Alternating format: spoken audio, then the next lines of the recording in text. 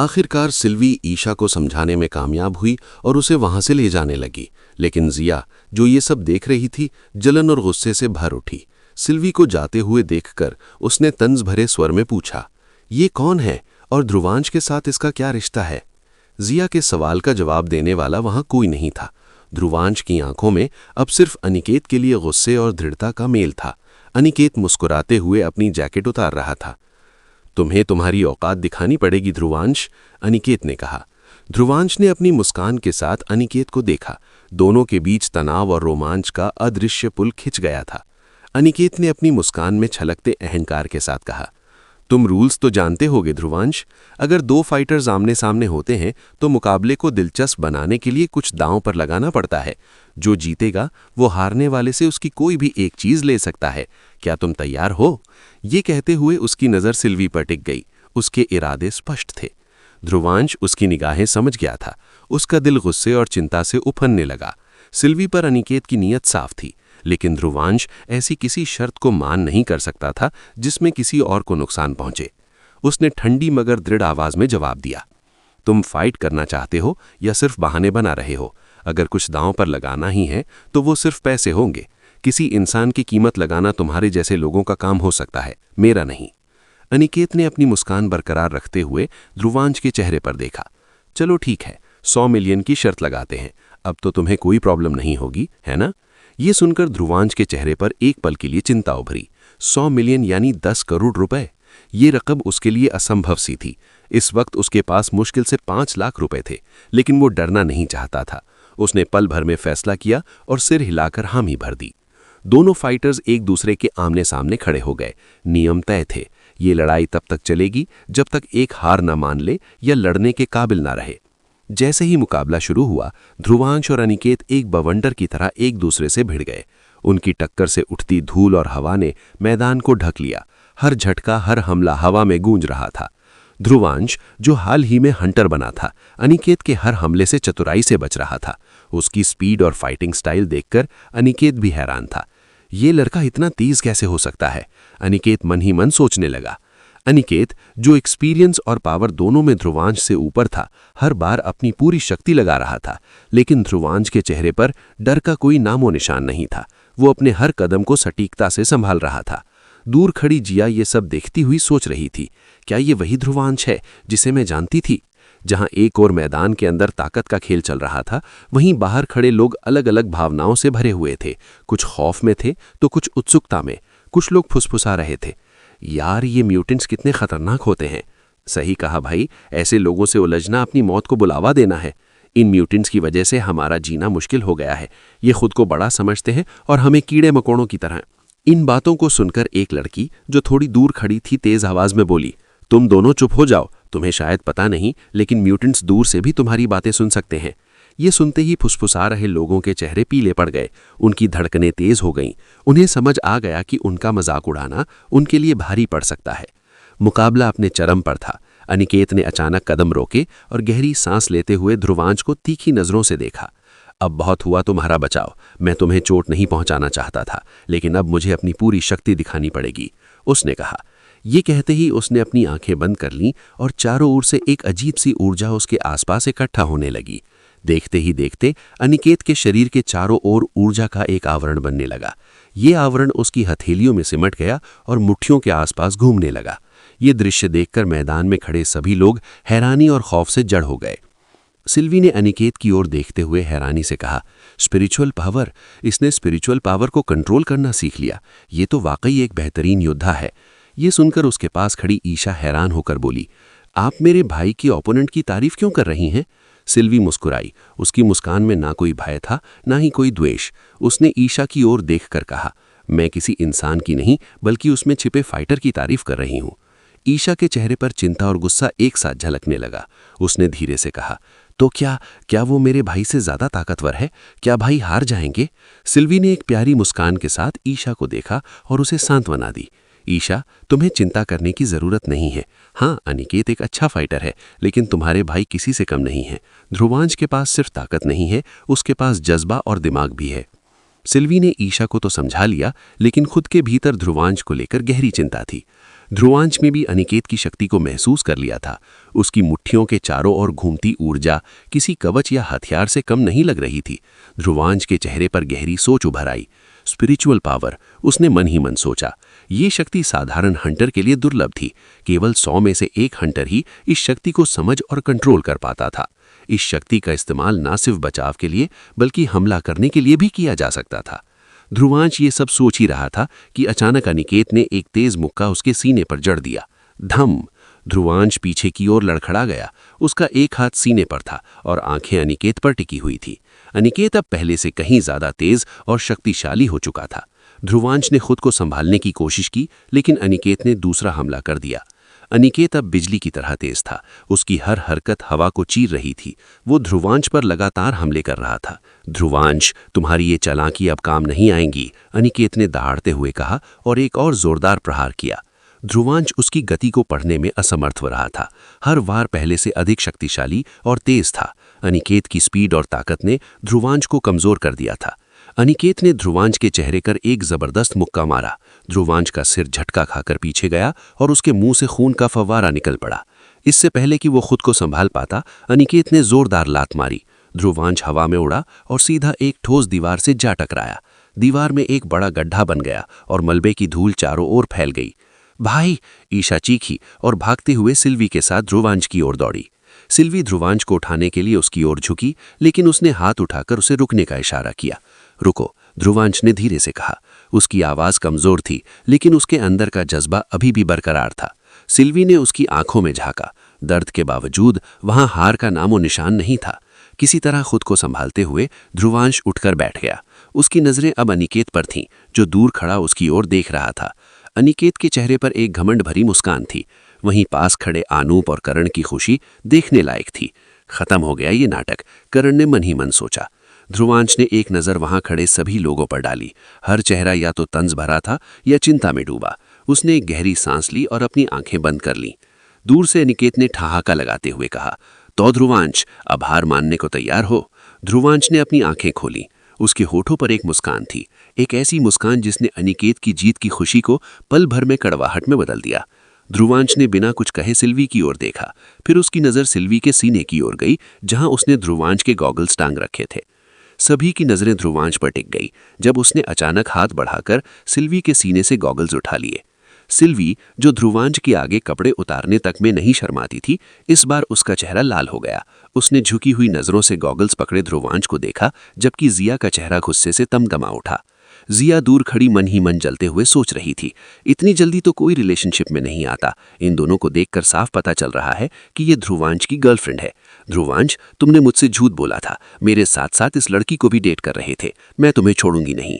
सभी हैरानी से देख रहे थे। ध्रुवांश ने गॉगल्स पहन लिए और अनिकेत की ओर कदम बढ़ाए। चारों तरफ एक अजीब सा सन्नाटा था। लोग सोच रहे थे, क्या ध्रुवांश पागल हो गया है? इस हालत में भी वो कैसे मुकाबला करेगा?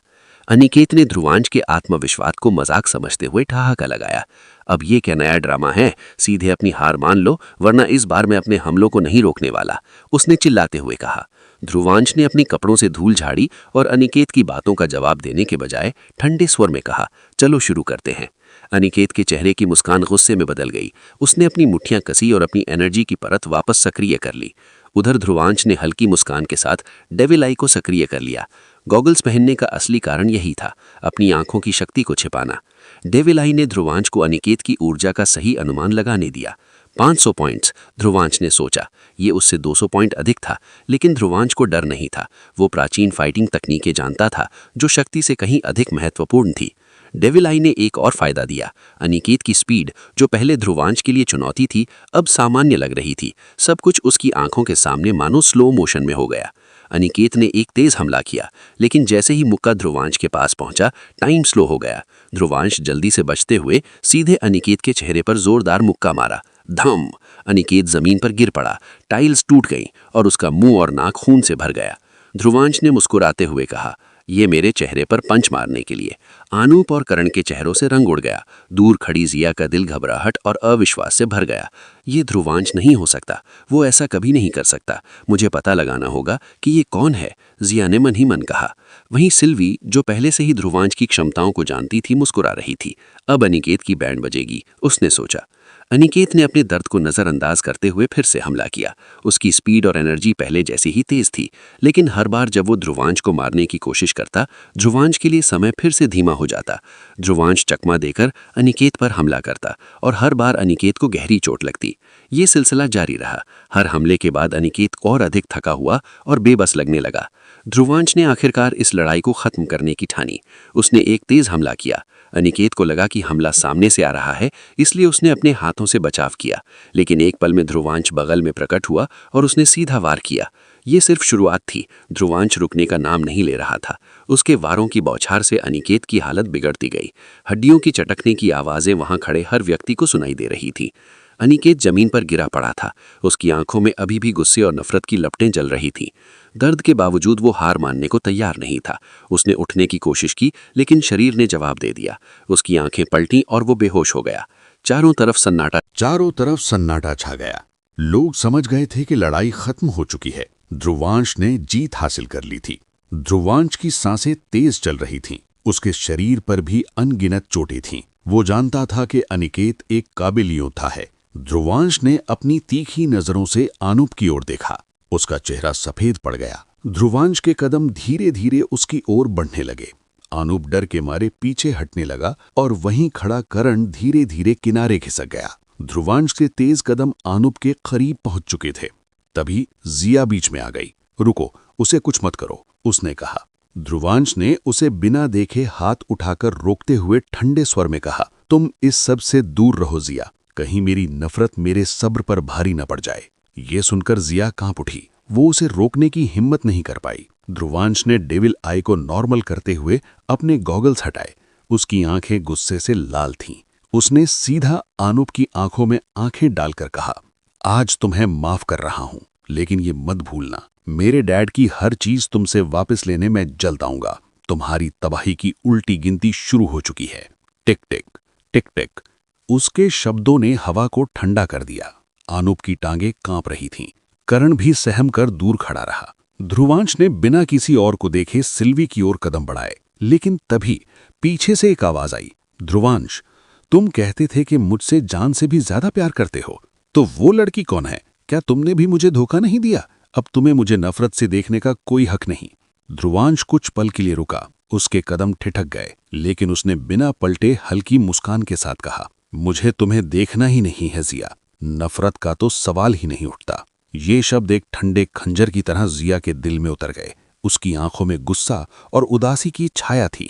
ध्रुवांश ने आगे बढ़ते हुए सिल्वी और ईशा के साथ वहां से कदम बढ़ा लिए। तीनों धीरे धीरे भीड़ से दूर होते गए। जिया वहीं खड़ी रह गई। उसकी आंखों में आंसू थे, लेकिन साथ ही उसके भीतर एक सवाल चल रहा था, क्या उसने ध्रुवांश को सही मायनों में कभी जाना था, या वो हमेशा एक रहस्य ही रहेगा? एक बड़े और शानदार कमरे में अनिकेत बेसुध पड़ा था। 4 हीलर लड़कियां उसे घेर कर अपनी पूरी शक्ति लगा रही थीं। उनके चेहरे पर थकावट साफ झलक रही थी। पिछले 2 घंटे से लगातार कोशिशों के बावजूद अनिकेत के जख्म ठीक नहीं हो रहे थे। वो अब भी बेहोश था। अचानक कमरे की हवा भारी हो गई। एक खतरनाक आभा ने पूरे कमरे को अपनी गिरफ्त में ले लिया। उस आभा के दबाव से लड़कियां सहम गईं। दरवाजा खुला और एक लंबा कड़क लड़का अंदर दाखिल हुआ। वो लड़का कमरे में दाखिल होते ही कड़क आवाज में बोला, जाओ यहां से।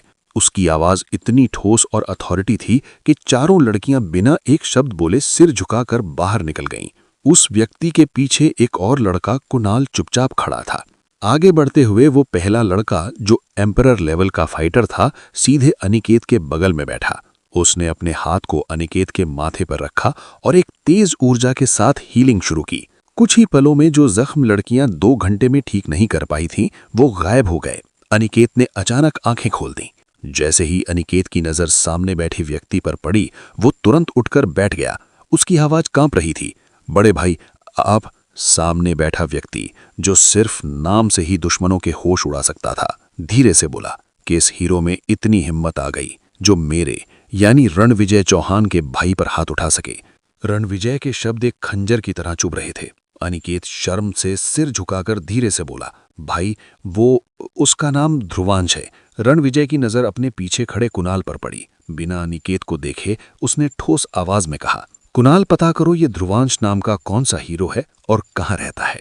रणविजय की आवाज में वो ठंडक और आक्रामकता थी जो किसी की भी रीढ़ को कंपा दे। अनिकेत के शरीर में डर की लहर दौड़ गई।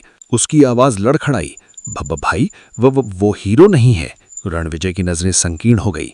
उसने कड़क आवाज में कहा, तो फिर कौन है? अनिकेत ने घबराते हुए धीरे से जवाब दिया, वो एक हंटर है। बस इतना सुनना था कि रणविजय का गुस्सा फट पड़ा। उसने गुस्से में एक जोरदार मुक्का अनिकेत की ओर फेंका। अनिकेत सहम गया।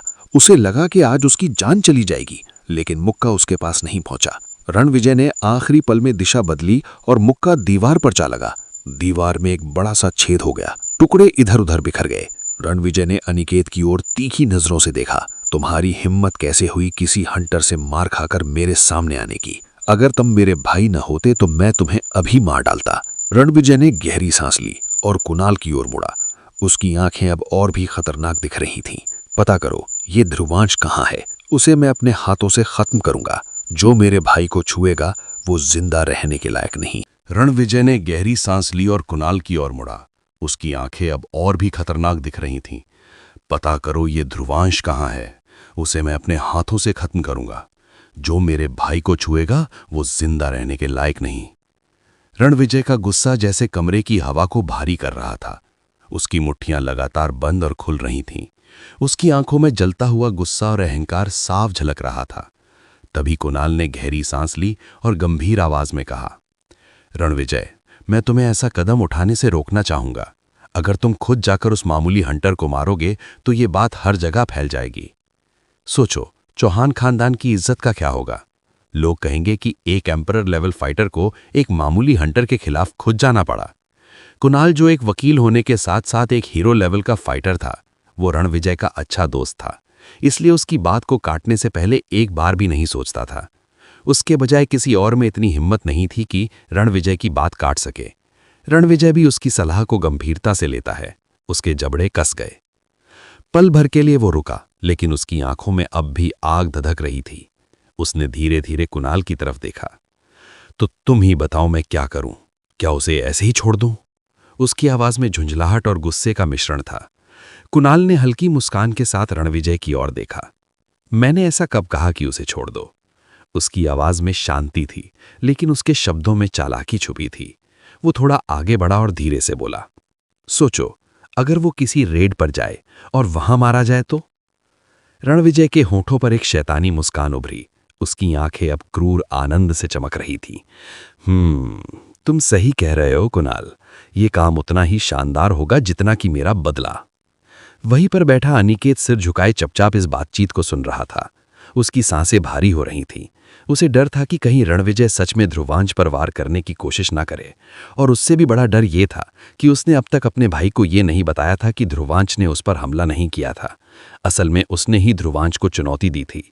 लेकिन रणविजय के गुस्से को देखते हुए अनिकेत की हिम्मत नहीं हुई कि वो सच्चाई बता सके। दूसरी ओर ध्रुवांश ईशा को घर लेकर लौट आया था। सिल्वी, जो अपनी शक्तियों के कारण आसानी से कहीं भी आ जा सकती थी, पहले ही घर पहुंच गई थी। ईशा के सामने ध्रुवांश ने सिल्वी को एक व्हाइट कैट वाइटी के रूप में पेश किया। ये वाइटी है, हमारी नई साथी, उसने मुस्कुराते हुए कहा। ईशा ने सिल्वी की ओर देखा। उसकी शक्ल पर हैरानी थी, लेकिन वो इसे नजरअंदाज करने की कोशिश कर रही थी। कुछ देर बाद अपने कमरे में ध्रुवांश आरामदायक चेयर पर बैठा था। उसके सामने लैपटॉप खुला हुआ था, जिसमें हंटर फोरम साइट चालू थी। ये साइट हंटर्स के लिए एक पोर्टल थी, जहां उन्हें खबरें, रेड के ऑफर और हंटर कम्युनिटी की अपडेट्स मिलती थी। ध्रुवांश एक पेज पर स्क्रॉल कर रहा था। उसकी नज़र कील फिस्ट नाम की यूजर आईडी से की गई एक पोस्ट पर पड़ी। गाइस, मैं पिछले दिनों नॉर्थ के जंगलों की तरफ गया था। कुछ देर के लिए अपनी टीम से अलग हो गया और रास्ता भटक गया। तभी मैंने वहां एक तालाब के पास तितलियों का झुंड देखा। ये लेवल 2 के डेमन्स थे। जितने प्यारे दिखते हैं उतने ही खतरनाक। हमारी 10 लोगों की टीम को भी पीछे हटना पड़ा, क्योंकि वे झुंड में रहते हैं। पोस्ट को पढ़ते हुए ध्रुवांश ने हल्की मुस्कान के साथ खुद से कहा, लेवल 2 डेमन्स, हाँ? उसकी आंखों में अब जिज्ञासा और साहस झलक रहा था। ध्रुवांश अपनी लैपटॉप स्क्रीन पर ध्यान लगाए हुए था कि तभी उसके कानों के पास किसी की गर्म सांसों का एहसास हुआ। एक धीमी मीठी लेकिन चिढ़ाने वाली आवाज सुनाई दी। कहीं आप यहां जाने की तो नहीं सोच रहे ध्रुवांश? ध्रुवांश एक झटके में चौंकते हुए पीछे हटा और दिल पर हाथ रखते हुए बोला, पागल लड़की, तुम मेरी जान लेकर ही मानोगी। सिल्वी ने शरारती मुस्कान के साथ जवाब दिया। मैं भला आपकी जान क्यों लूंगी, वो तो आपका काम है। उसकी आवाज में छेड़ने का अंदाज था। वो धीरे धीरे ध्रुवांश के चेहरे के पास आने लगी, जैसे कुछ कहना चाहती हो। ध्रुवांश ने उसे रोका, उसकी मस्ती भरी हरकत पर हल्की झुंझलाहट दिखाते हुए अपनी उंगली से हल्का सा उसके माथे पर थपकी दी। तुम मुझसे थोड़ा दूर रहा करो, उसने मुस्कुराते हुए कहा। सिल्वी अपनी जगह पर थोड़ा पीछे हटी और नाटकीय अंदाज में बोली, आउच ध्रुवांश, आप कितने बुरे हैं, ऐसे मत मारा करिए, दर्द होता है ना। उसने अपनी मासूमियत भरी मुस्कान चेहरे पर ला दी। उसकी आवाज और अदाएं इतनी प्यारी थीं कि ध्रुवांश चाहकर भी उसकी बात को नजरअंदाज नहीं कर पाया। ध्रुवांश ने उसकी हरकतों को नजरअंदाज करते हुए वापस अपनी स्क्रीन की ओर देखा। हाँ, मैं सोच रहा था कि क्या लेवल 2 के डेमन्स को हरा सकता हूं या नहीं, उसने शांति से कहा। सिल्वी का चेहरा अचानक गंभीर हो गया। उसने चिंतित स्वर में कहा, ध्रुवांश पागल मत बनिए, मैं जानती हूं उन डेमन बटरफ्लाइज का झुंड कितना खतरनाक है। वहां करीब 100 लेवल 1 की बटरफ्लाइज होती हैं, 50 लेवल 2 की बटरफ्लाइज, और उन सब की रानी एक लेवल 3 डेमन बटरफ्लाई। उसने आगे जोड़ा, यहां तक कि किसी टॉप हंटर के लिए भी उस झुंड से बच पाना लगभग नामुमकिन है। ध्रुवांश ने उसकी चिंता को हल्की मुस्कान के साथ टाल दिया। मुझे पता है, लेकिन मेरे पास इसका भी सल्यूशन है। फिर उसने आंखें थोड़ी और संजीदा कर लीं। फिलहाल मैं वहां नहीं जा रहा, सोच रहा हूं कि किसी रेड में चला जाऊं। ध्रुवांश ने यह कहते हुए अपना मेल बॉक्स चेक किया। उसे एक नई रेड की रिक्वेस्ट मिली थी। रिक्वेस्ट देखकर उसकी आंखें हैरानी में थी। सामने से रिक्वेस्ट, ये पहले कभी नहीं हुआ, उसने खुद से कहा। थोड़ा और खंगालने पर उसने अपनी रैंक देखी, ये पहले से काफी ऊपर चली गई थी। उसने हल्की मुस्कान के साथ कहा, तो ये तुम्हारा काम है। असल में पिछली रेड के लीडर ने ध्रुवांश को उसकी बेहतरीन परफॉर्मेंस के लिए उच्च रेटिंग दी थी, जिससे उसकी रैंकिंग अचानक ऊपर चली गई थी। वो रेड रिक्वेस्ट खोलने लगा, टीम में पहले ही 9 लोग जुड़ चुके थे, तो 10वां मैं होने वाला हूं, उसने धीमे स्वर में कहा। ध्रुवांश स्क्रीन पर रेड की रिक्वेस्ट को चेक कर रहा था। उसकी भौहें सिकुड़ गईं जब उसे पता चला कि ये रेड अनऑफिशियल है। अनऑफिशियल यानी ना रैंक बढ़ेगा, ना कोई ऑफिशियल लीडर होगा। ऐसी रेड तो बस पैसे कमाने और लेवल बढ़ाने के लिए की जाती हैं, उसने मन ही मन कहा। फिर उसने गौर किया कि टीम के अधिकांश सदस्यों ने अपनी प्रोफाइल हाइड कर रखी थी। केवल एक यूजर ने अपनी पहचान पब्लिक रखी थी। कुछ तो गड़बड़ है, उसने बुदबुदाया। उस एक यूजर की प्रोफाइल को खोलते ही उसकी आंखें स्क्रीन पर टिक गईं। उसकी फोटो देखते हुए ध्रुवांश ने खुद से कहा, इसे कहीं देखा है। यूजर नेम था सीन सिनाटी। ये देखकर वो हंसी नहीं रोक पाया। ये कैसा नाम हुआ? ध्रुवांश ने जल्दी से अपने फोन का इस्तेमाल करते हुए फोटो को स्कैन किया। कुछ ही सेकंड में फोटो से जुड़े सोशल मीडिया अकाउंट स्क्रीन पर आ गए। वो एक पल के लिए शॉक हो गया। उसने धीमी आवाज में कहा, मुझे लगा ही था ये वही है। उस तस्वीर में मौजूद लड़का कबीर राय था। वो दूसरी सबसे शक्तिशाली रॉयल फैमिली का दूसरा बेटा और खुद एक हंटर था। ध्रुवांश के दिमाग में सवालों की एक बाढ़ आ गई। कबीर एक अनऑफिशियल रेड में, उसे ऐसी जगह जाने की जरूरत क्यों आन पड़ी? कुछ देर तक सोचने के बाद उसने गहरी सांस ली और रिक्वेस्ट एक्सेप्ट कर दी। मैं भी देखता हूं मुझे रिक्वेस्ट भेजने के पीछे क्या प्लानिंग है, उसने धीरे से कहा। फिर वो पीछे मुड़कर कमरे में घूम रही सिल्वी की ओर देखा। सिल्वी, तैयार हो जाओ, हम कुछ घंटों बाद रेड पर जा रहे हैं। ये सुनकर सिल्वी का चेहरा चमक उठा। उसने मस्ती भरे अंदाज में कहा, क्या हम डेट पर जा रहे हैं? ध्रुवांश ने उसे घूरते हुए जवाब दिया, तुम सच में पागल हो। सिल्वी ने शरारत से मुस्कुराते हुए कहा, आपके लिए वो भी बन जाऊंगी। वैसे भी रेड हम जैसों के लिए किसी डेट से कम थोड़ी होती है। उसने क्यूट अंदाज में अपने दांत दिखाते हुए हंस दिया। ध्रुवांश ने उसकी बात अनदेखी करते हुए गहरी आवाज में कहा, ये सब छोड़ो, देखो सोल स्टोर में कोई बो और एरो है क्या? सिल्वी ने सिर हिलाते हुए तुरंत अपने गले के नेकलेस को छुआ। एक होलोग्राफिक स्क्रीन हवा में प्रकट हुई। उसने स्क्रीन को जल्दी जल्दी स्क्रॉल किया और एक आइटम पर उंगली रखते हुए कहा, ये रहा। हवा में तैरती होलोग्राफिक स्क्रीन पर गन टाइप बो चमक रही थी। उसकी कीमत थी 2 लेवल 2 डेमन क्रिस्टल और हर एरो की कीमत थी 1 level 1 daemon crystal. Dhruvansh screen को गौर से देखते हुए धीरे से बुदबुदाया, क्या ये बो कुछ ज्यादा महंगी नहीं है? सिल्वी ने हल्के से मुस्कुराते हुए सिर हिलाया और शांत स्वर में कहा, ये बो लेवल 2 डेमन को आसानी से खत्म कर सकती है। ध्रुवांश की आंखें चमक उठी। मुझे ऐसा ही कुछ तो चाहिए था, उसने खुद से कहा। जब वो रुद्र गॉड ऑफ डिस्ट्रक्शन था तो उसने अनगिनत हथियारों और युद्ध कलाओं का ज्ञान अर्जित किया था और आज भी वो सारा ज्ञान उसके भीतर जिंदा था। वो मुस्कुराते हुए कमरे से बाहर निकल गया। ध्रुवांश सीधे ईशा के पास पहुंचा। उसे देखकर ईशा के चेहरे पर राहत और हैरानी का मिलाजुला भाव था। आपकी चोटें इतनी जल्दी ठीक कैसे हो गई और आप किसी रेड में जा रहे हैं क्या? उसने अविश्वास से पूछा। ध्रुवांश उसकी चिंता भांप गया। उसने उसके सिर पर हाथ रखा और गंभीर स्वर में कहा, तू टेंशन मत ले, मैं जैसे गया हूं वैसे ही वापस आऊंगा और वापस आते ही तुझे एक अच्छे कॉलेज में एडमिशन दिलाऊंगा। ईशा की आंखों में नमी थी, लेकिन उसने जबरन मुस्कुराते हुए कहा, बस आप बिना चोट के वापस आ जाएं, मेरे लिए वही काफी है। ध्रुवांश ने उसकी मुस्कान को देखा और वहां से चला गया। रुद्र की वजह से ध्रुवांश का शरीर बहुत जल्दी चोटों से उबर जाता था, इसलिए वो इतनी जल्दी ठीक हो गया था। शाम के 6 बज चुके थे। सिटी के टेलीपोर्टर सेंटर पर माहौल हल्का तनावपूर्ण था। 8 हंटर्स पहले ही वहां मौजूद थे। ध्रुवांश वहां पहुंचा तो उसके कंधे पर कैट के रूप में बैठी सिल्वी का सफेद फर हल्की रोशनी में चमक रहा था। ध्रुवांश को देखते ही 8 हंटर्स की आंखों में एक अजीब सी चमक आ गई। उनमें से एक ने धीरे से दूसरे से पूछा, क्या यही है वो? दूसरे ने सिर हिलाकर जवाब दिया। तभी उनमें से एक, जो दिखने में बाकी सबका लीडर लग रहा था, आगे बढ़ा। वो ध्रुवांश के सामने खड़ा होकर उसे ऊपर से नीचे तक घूरने लगा। ध्रुवांश कुछ कहने ही वाला था कि वे व्यक्ति अचानक मुस्कुराया और अपना हाथ आगे बढ़ाते हुए बोला, हेलो मिस्टर ध्रुवांश। ये सुनकर ध्रुवांश एक पल के लिए चौंक गया, लेकिन फिर हल्की मुस्कान के साथ उसने हाथ मिला लिया। हेलो, और आप कौन हैं? उसने विनम्रता से पूछा। वो जवाब देते हुए कहता है, मैं इस टीम का लीडर हूं, आज मैं हम सबको लीड करने वाला हूं। वो बोल ही रहा था कि तभी अचानक टेलीपोर्टर सेंटर के पास एक चमकती रोल्स रॉयस आकर रुकती है। उसकी खूबसूरती और शानो शौकत ने वहां खड़े हर शख्स का ध्यान खींच लिया। गाड़ी के रुकते ही उसके दरवाजे एकदम से खुले और एक लड़का अंदर से बाहर निकला। उसके कदमों के साथ ही वहां मौजूद हंटर्स के चेहरों पर अलग अलग भाव तैरने लगे, कुछ हैरानी, कुछ मजाकिया मुस्कान और कुछ हल्की खींच। ध्रुवांश उसे देखते ही मुस्कुराकर धीमे स्वर में बोला, ये क्या कार्टून बनकर आया है? वो कोई और नहीं बल्कि कबीर था, रॉयल फैमिली का बेटा। उसने सिर से पांव तक एक चमकदार भारी कवच पहन रखा था, जो उसकी अमीरी का सबूत तो था, लेकिन उसे चलते हुए देखकर लग रहा था कि वो उसे संभाल नहीं पा रहा। कबीर ने किसी तरह लड़खड़ाते हुए गाड़ी से बाहर कदम रखा और एक इशारे में ही रॉयल्स वहां से चली गई। वो लड़खड़ाते हुए टीम की ओर बढ़ा और जैसे तैसे उनके पास पहुंचा। हेलो, कैसे हो सब? उसने हाथ हिलाते हुए कहा। हालांकि उसकी चाल उसे बार बार गिराने पर उतारू थी, लेकिन वो किसी तरह खुद को संभालता रहा। कबीर हेलमेट उतारते हुए अपनी बात शुरू ही करने वाला था कि टीम का लीडर उसे बीच में रोकते हुए बोला, चलो, अब इन नाटकों के लिए वक्त नहीं है। ये कहकर उसने टेलीपोर्टर सेंटर का मुख्य गेट खोल दिया और सभी अंदर जाने लगे। ध्रुवांश और कबीर वहीं खड़े रह गए। ध्रुवांश ने कबीर की ओर देखा और शांत स्वर में कहा, ये कवच भले ही अच्छा हो, लेकिन ये तुम्हारे लिए मुसीबत बन सकता है। कबीर ने हंसते हुए जवाब दिया, अरे ये तो मैं बस सेफ्टी के लिए ले आया था।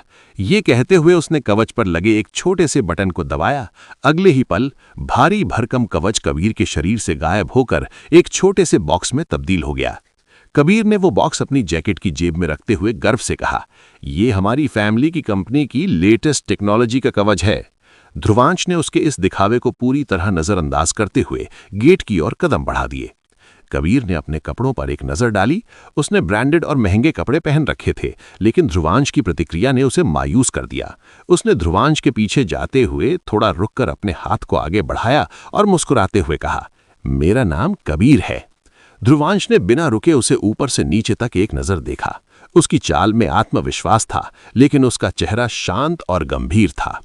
जैसे ही ध्रुवांश गेट के पास पहुंचा, उसने धीमे स्वर में कहा, मैं ध्रुवांश हूं।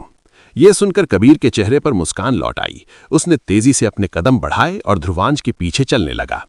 कुछ ही पलों में पूरी टीम एक घने और भयावह जंगल के बीचों बीच टेलीपोर्ट हो गई। घना अंधेरा चारों ओर फैला हुआ था और हल्की सी भी आहट रहस्यमय लग रही थी। सभी अपने अपने हथियारों के साथ टेलीपोर्टर सेंटर से बाहर निकले। कबीर के पास एक बेहतरीन टॉप क्लास तलवार थी, जो लेवल 2 के डीमंस को भी घायल करने की ताकत रखती थी। वहीं बाकी हंटर्स ने भी अपने मजबूत और उच्च स्तरीय हथियार तैयार कर रखे थे। ध्रुवांश के हाथ में सिर्फ एक रेड खंजर था। यह साधारण सा दिखने वाला खंजर उसने सिल्वी के सोल स्टोर से अपने बचे हुए एक क्रिस्टल के बदले लिया था। यह खंजर लेवल 1 के डीमंस को मारने में सक्षम था, लेकिन इसके इस्तेमाल के लिए दुश्मन के बहुत करीब जाना पड़ता था। जंगल में सब धीमे कदमों से चल रहे थे। उनके पास फ्लैश लाइट्स थीं, लेकिन किसी ने भी उनका इस्तेमाल नहीं किया। डीमंस का ध्यान खींचना मौत को न्योता देने जैसा था। ध्रुवांश के कंधे पर बैठी सिल्वी, जो कैट के रूप में थी, अचानक फुसफुसाती हुई बोली, ध्रुवांश, उन 8 लोगों में से मुझे किसी कातिलाना आभा का एहसास हो रहा है। उनके इरादे सही नहीं लग रहे। ध्रुवांश ने सिल्वी को दिलासा देते हुए उसके सिर पर हाथ फेरा और हल्की आवाज में कहा, मुझे पता है, चिंता मत करो। कबीर जो ध्रुवांश के साथ चल रहा था, सिल्वी की म्याऊं सुनकर हंसते हुए बोला, भाई, क्या तुम अपनी बिल्ली की भाषा भी समझते हो? असल में सिल्वी की बात केवल ध्रुवांश को सुनाई देती थी, बाकी सबके लिए यह सिर्फ एक बिल्ली की म्याऊं थी। ध्रुवांश ने हल्की मुस्कान के साथ जवाब दिया, कभी कभी। लेकिन ध्रुवांश की मुस्कान के पीछे उसकी सतर्कता थी। वो पहले ही समझ चुका था कि टीम के इरादे नेक नहीं थे, पर यह बात उसे परेशान कर रही थी कि उनका असली मकसद क्या था। टीम के लीडर के पास चल रहा एक हंटर धीरे से उसके कान में फुसफुसाया, तो बॉस, क्या बोलते हो, कर दे इनका काम तमाम? नेता ने सिर हिलाते हुए धीरे से जवाब दिया, नहीं, अभी नहीं, शांत रहो, उन्हें डीमंस के लिए चारे की तरह इस्तेमाल करेंगे। ये सुनकर वो हंटर खामोश हो गया, लेकिन उसकी आंखों में खून की प्यास साफ झलक रही थी। ध्रुवांश को उन लोगों की योजना की भनक लग चुकी थी, पर वो खुद को शांत बनाए हुए था। उसके पास ऐसा कुछ नहीं था जिसे वे लूटने की कोशिश करते। उसके ख्याल में एक ही बात बार बार आ रही थी, क्या वे कबीर के कवच के पीछे हैं? कबीर का कवच जो करोड़ों का था, उन लालची हंटर्स की नजर में एक कीमती खजाना हो सकता था, लेकिन उन्हें शायद ये अंदाजा नहीं था कि कबीर रॉयल फैमिली से ताल्लुक रखता है। घना जंगल, सन्नाटा और चारों ओर खतरे के संकेत, टीम के नेता की साजिश, ध्रुवांश की सतर्कता और कबीर की मासूमियत सब एक तूफान की ओर इशारा कर रहे थे। क्या होगा जब डीमंस हमला करेंगे? क्या ध्रुवांश अपनी और कबीर की जान बचा पाएगा? और टीम के इरादे आखिर कब उजागर होंगे? जवाब मिलेगा आगे की कहानी में। बने रहिए हमारे साथ। टीम के लीडर ने अपने लोगों को दिशा निर्देश देते हुए रास्ते में आने वाले डीमंस का खात्मा करना शुरू कर दिया था। 8 हंटर्स आगे आगे चल रहे थे, जबकि ध्रुवांश और कबीर थोड़ी दूरी बनाकर उनके पीछे चल रहे थे। जंगल में छाए सन्नाटे को तोड़ते हुए कबीर ने हल्की मुस्कान के साथ पूछा, भाई, तुम्हारा हंटर रैंक कितना है? ध्रुवांश ने बिना उसकी तरफ देखे शांत लहजे में जवाब दिया, 99, 680।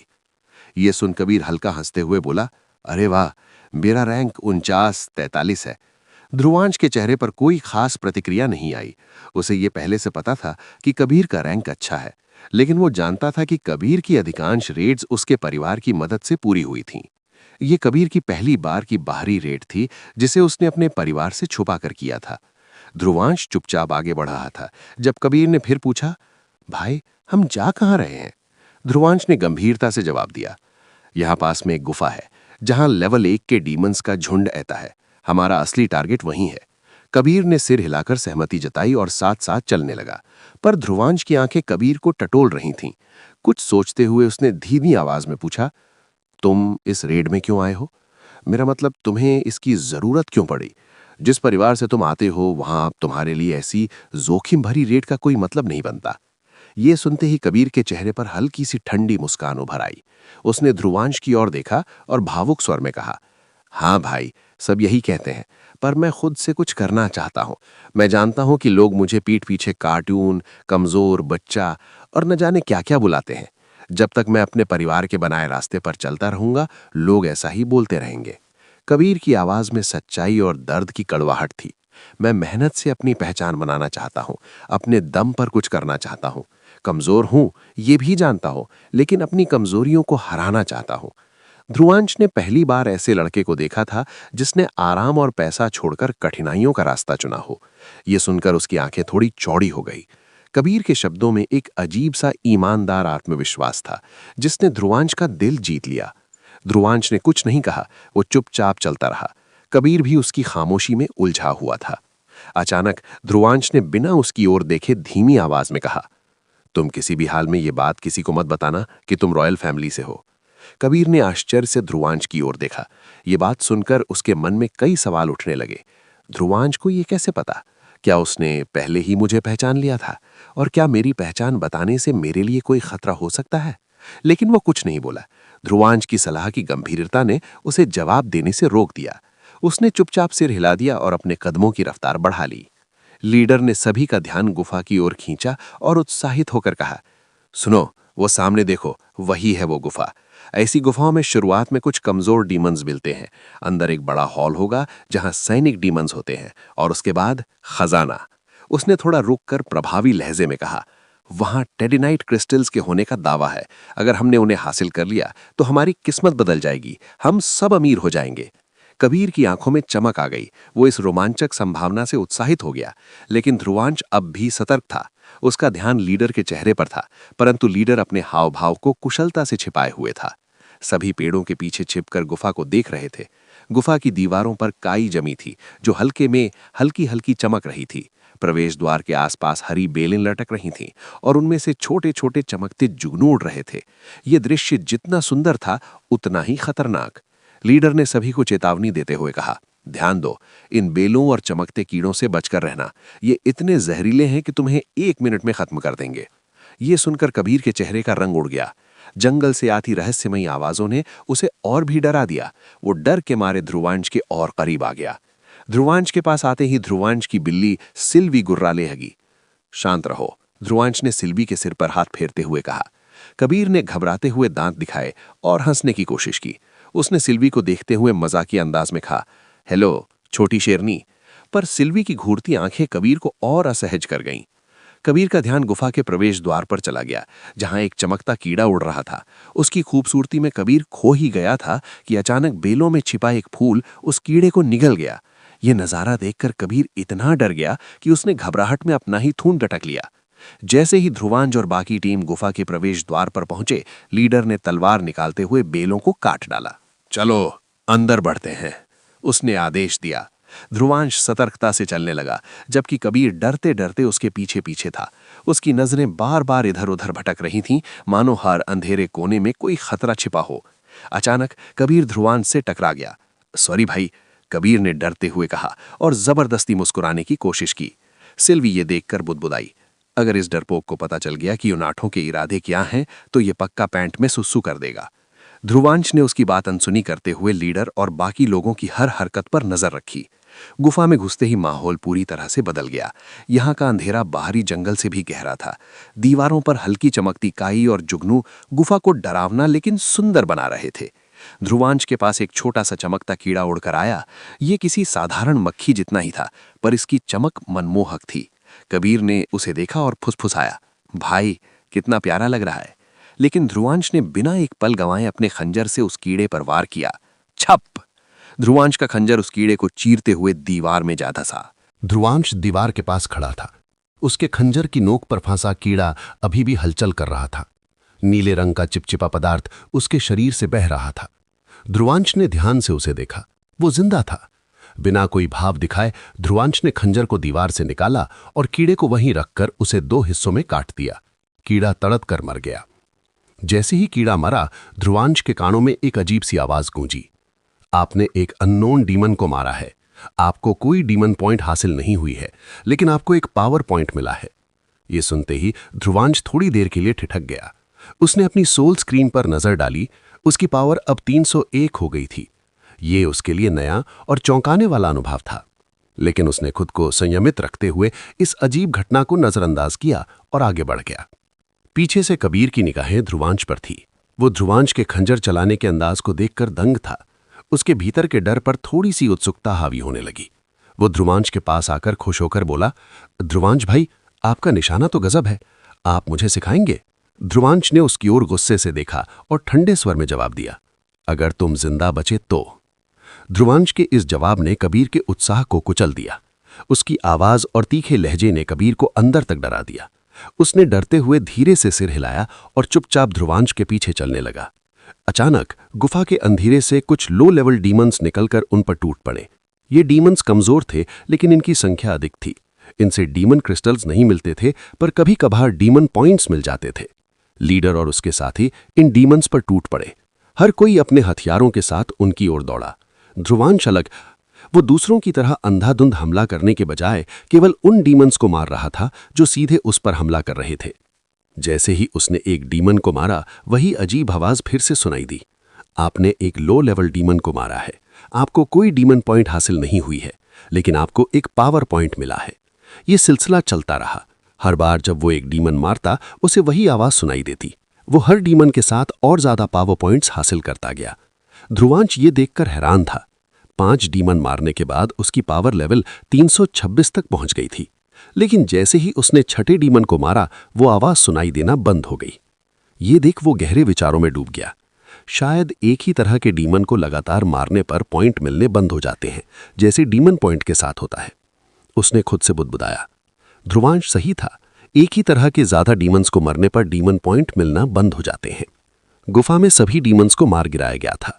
लीडर के चेहरे पर गंभीरता थी। धीमी आवाज में उसने टीम को समझाते हुए कहा, आगे जो चेंबर है उसके अंदर करीब 20 लेवल 1 के डीमंस होंगे। जैसे ही वे हमें देखेंगे वे हमला कर देंगे। सीधे जाकर लड़ने का मतलब है अपना नुकसान कराना। उसने अपनी नजरें ध्रुवांश और कबीर पर गाड़ दी। हम एक प्लान पर काम करेंगे। तुम दोनों गुफा के दोनों कोनों में छुप जाओ, हम बाकी डीमंस को अपनी ओर आकर्षित करेंगे और उन्हें दूर ले जाएंगे। इस दौरान तुम दोनों अंदर जाओगे और जो भी खजाना मिले उसे जल्दी से इकट्ठा कर लेना। ध्रुवांश लीडर की योजना सुनकर चौकन्ना हो गया। ये इतना आसान नहीं है जितना वो दिखा रहा है, उसने मन ही मन सोचा। लेकिन उसने कोई विरोध नहीं किया। उसने कबीर को इशारा किया और दोनों अपनी जगह जाकर छुप गए। बाकी टीम गुफा के भीतर गई और शोर मचाकर डीमंस का ध्यान अपनी ओर खींच लिया। जैसे ही डीमंस गुस्से में चिल्लाते हुए टीम के पीछे भागने लगे, लीडर और उसके साथी अपने तेज और घातक हमलों से डीमंस को कमजोर करते हुए उन्हें गुफा से दूर ले गए। उनके बीच का तालमेल और हथियारों का सामंजस्य देखने लायक था। एक एक करके उन्होंने कई डीमंस को मार गिराया। जब डीमंस ने देखा कि उनकी संख्या कम हो रही है तो बाकी बचे 5 डीमंस वापस गुफा की ओर भागने लगे। जैसे ही उनमें से कुछ उनका पीछा करके उन्हें मारने लगते हैं, लीडर सख्त आवाज में कहता है, रुक जाओ, जाने दो उनको। ये सुन वो सभी रुक जाते हैं। एक साथी ने चिंतित होकर कहा, बॉस, अगर उन दोनों ने इन 5 को भी मार दिया तो क्या होगा? लीडर ने एक शैतानी मुस्कान के साथ जवाब दिया, अगर उन्होंने इन 5 को भी मार दिया तो भी उनके लिए आखिरी चेंबर में एक बड़ा सरप्राइज है। उसकी आवाज में छल और क्रूरता थी। टीम के बाकी लोग उसकी बात सुनकर सहम गए, लेकिन किसी ने सवाल नहीं किया। ध्रुवांश ने कबीर को इशारा किया। वे दोनों गुफा के अंदर की ओर बढ़ने लगे। उनके कदम तेज थे लेकिन सतर्क। आखिरकार वे आखिरी चेंबर के गेट पर पहुंच गए। गेट पर पहुंचते ही सामने का नजारा देखकर उनके चेहरे की हवाइयां उड़ गईं। इस चेंबर का माहौल बाकी गुफा से बिल्कुल अलग था। दीवारों पर नीली और लाल रोशनी चमक रही थी, मानो कोई जीवित चीज वहां की हर हरकत देख रही हो। फर्श पर गाढ़े लाल रंग के निशान थे जो शायद किसी की मौत का गवाह थे। चेंबर के बीचों बीच एक विशाल अजीबोगरीब आकृति सो रही थी। ये आकृति किसी सामान्य डीमन से बड़ी थी। उसके आसपास जली हुई लाशें और खून बिखरा हुआ था। कबीर का चेहरा पसीने और डर से लथपथ था। वो कांपते हुए सामने देखकर घबराई आवाज में कहा, ध्रुवांश भाई, लेवल 2 का डीमन। भाई, हमें यहां से निकलना चाहिए, हम इस जगह जिंदा नहीं बचेंगे।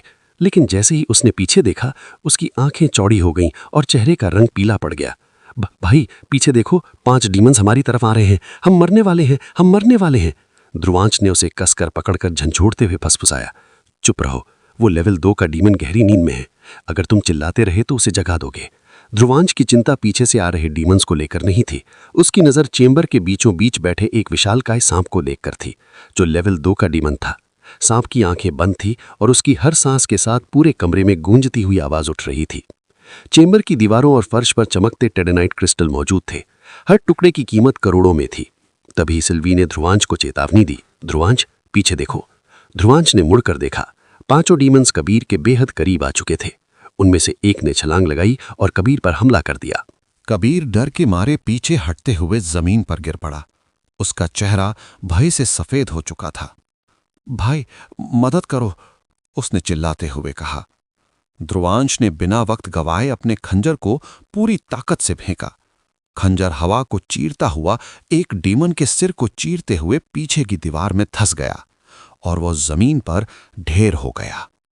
ध्रुवांश तेजी से कबीर के पास पहुंचा। उसकी आंखों में सख्ती और चेहरे पर दृढ़ता थी। मुझे अपनी तलवार दो, उसने सख्त लहजे में कबीर से कहा। कबीर ने कांपते हुए अपनी तलवार उसकी ओर फेंक दी। ध्रुवांश ने तलवार को हवा में लहराया और 2 और डीमंस को एक ही वार में मार गिराया। उसके हर वार में निडरता और अनुभव झलक रहा था। एक और डीमन को मारने के बाद एक डीमन बचा था। ध्रुवांश ने तलवार कबीर की ओर फेंकते हुए कहा, ये लो, या तो उसे मारो या मरो, चॉइस इज योर्स। कबीर ने तलवार अपने हाथों में थाम ली, लेकिन उसका शरीर कांप रहा था।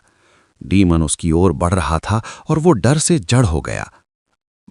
भाई, ऐसा मत करो, मदद करो, वो मेरे पास आ रहा है। ध्रुवांश ने गुस्से से कबीर की ओर देखा और सख्त आवाज में कहा, अगर तुम हमेशा दूसरों पर निर्भर रहोगे तो कभी खुद से कुछ नहीं कर पाओगे। इस डीमन को अपने डर के रूप में देखो। तुम्हारे हाथ में जो तलवार है वो तुम्हारी आजादी है। अगर तुम इसे इस्तेमाल नहीं करोगे तो ये डर तुम्हें हमेशा बांध कर रखेगा। उठाओ और इसे खत्म करो। कबीर ने ध्रुवांश की बात सुनी, लेकिन उसकी सांसें तेज हो रही थीं। डीमन ने छलांग लगाई और उसकी बाजू पर गहरी चोट कर दी। खून तेजी से बहने लगा। दर्द से चीखते हुए कबीर ने तलवार कसकर पकड़ ली। डीमन पलटकर फिर से उस पर हमला करने वाला था। ध्रुवांश के कंधे पर कैट फॉर्म में बैठी सिल्वी ने धीरे से कहा, ध्रुवांश, क्या ऐसा करना जरूरी है? वो नहीं कर पाएगा, मारा जाएगा। ध्रुवांश ने हल्की मुस्कान के साथ जवाब दिया, डर उसकी सबसे बड़ी कमजोरी है, लेकिन अगर उसने इसे हरा दिया तो वो एक बेहतरीन फाइटर बन सकता है। ध्रुवांश सिल्वी की सोल स्टोर स्क्रीन को देखने लगा, मानो किसी चीज को ढूंढ रहा हो। तभी डीमन ने एक बार फिर छलांग लगाई। घबराते हुए कबीर ने अपनी तलवार सामने कर दी। डीमन का शरीर तलवार से टकराया और उसकी त्वचा पर गहरा जख्म बन गया। ये देखकर कबीर की आंखें बड़ी हो गईं। उसकी कांपती उंगलियां अब तलवार की मुट्ठियां कसकर पकड़ रही थीं। कबीर के चेहरे पर डर धीरे धीरे गुस्से में बदल गया।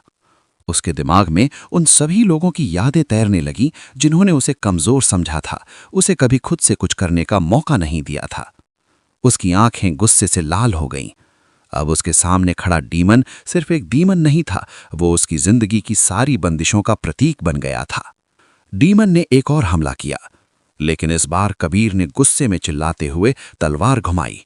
एक तेज आवाज हुई और डीमन के 2 टुकड़े जमीन पर गिर पड़े। मैं कोई कमजोर बच्चा नहीं हूं, कबीर ने गुस्से में कहा। यह सुनकर ध्रुवांश ने हैरानी से पलटकर देखा। उसके चेहरे पर हल्की मुस्कान थी, लेकिन तभी उसकी नजर उस लेवल 2 डीमन पर गई जो कबीर की चीख से थोड़ा हिल गया था। ओह नहीं, ये उठने वाला है, ध्रुवांश ने चिंतित होकर कहा। तभी सिल्वी ने शांत आवाज में कहा, ध्रुवांश, घबराओ मत, वो सुन नहीं सकता। ध्रुवांश ने राहत की सांस लेते हुए कहा, थैंक गॉड, वो सुन नहीं सकता। जब कबीर ने डीमन को हराया, तभी बाकी साथी गेट पर आ खड़े हुए। उनकी आंखें हैरानी से कबीर पर टिक गईं। उन्हें ये लगा कि कबीर ने अकेले ही 5 डीमंस को मार गिराया है। लीडर ने उन दोनों को सही सलामत देखकर मन ही मन सोचा, मैंने सोचा था कि ये 5 डीमन और लेवल 2 डीमन इन्हें खत्म कर देंगे। फिर जब सांप गहरी नींद में होगा तो हम सारे टेडानाइट क्रिस्टल लेकर भाग जाएंगे। लेकिन इस लड़के ने सारा प्लान बिगाड़ दिया, इसे खत्म करना होगा। लीडर कबीर की ओर बढ़ा। कबीर, जो अभी भी लीडर के इरादे नहीं समझा था, लीडर को देखकर उत्साहित होकर बोला, लीडर, आपका अंदाजा सही था, यहां सच में टेडानाइट क्रिस्टल हैं, लेकिन आपको यह नहीं पता था कि यहां लेवल 2 डीमन भी है। लीडर ने हल्की मुस्कान के साथ उसकी ओर देखा और तलवार तानते हुए कहा, तुम्हारा वो कवच मुझे दे दो। कबीर ये सुनकर चौंक गया।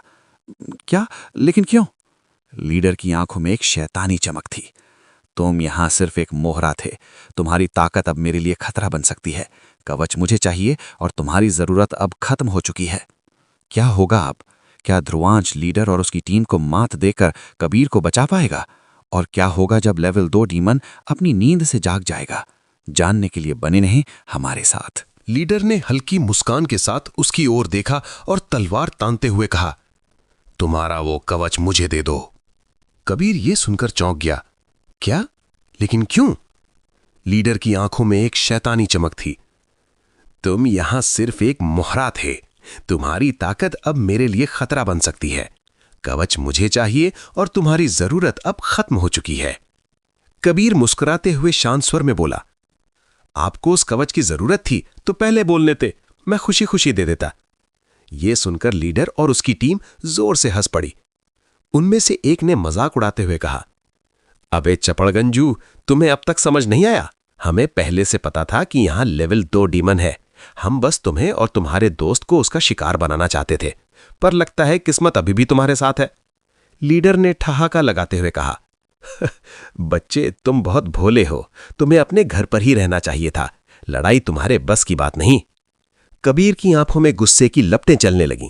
उसने तलवार कसकर पकड़ी, लेकिन कुछ बोल नहीं वाला था कि अचानक उनकी टीम में से एक ने घबराई आवाज में चिल्लाते हुए कहा, बॉस, उसे देखिए।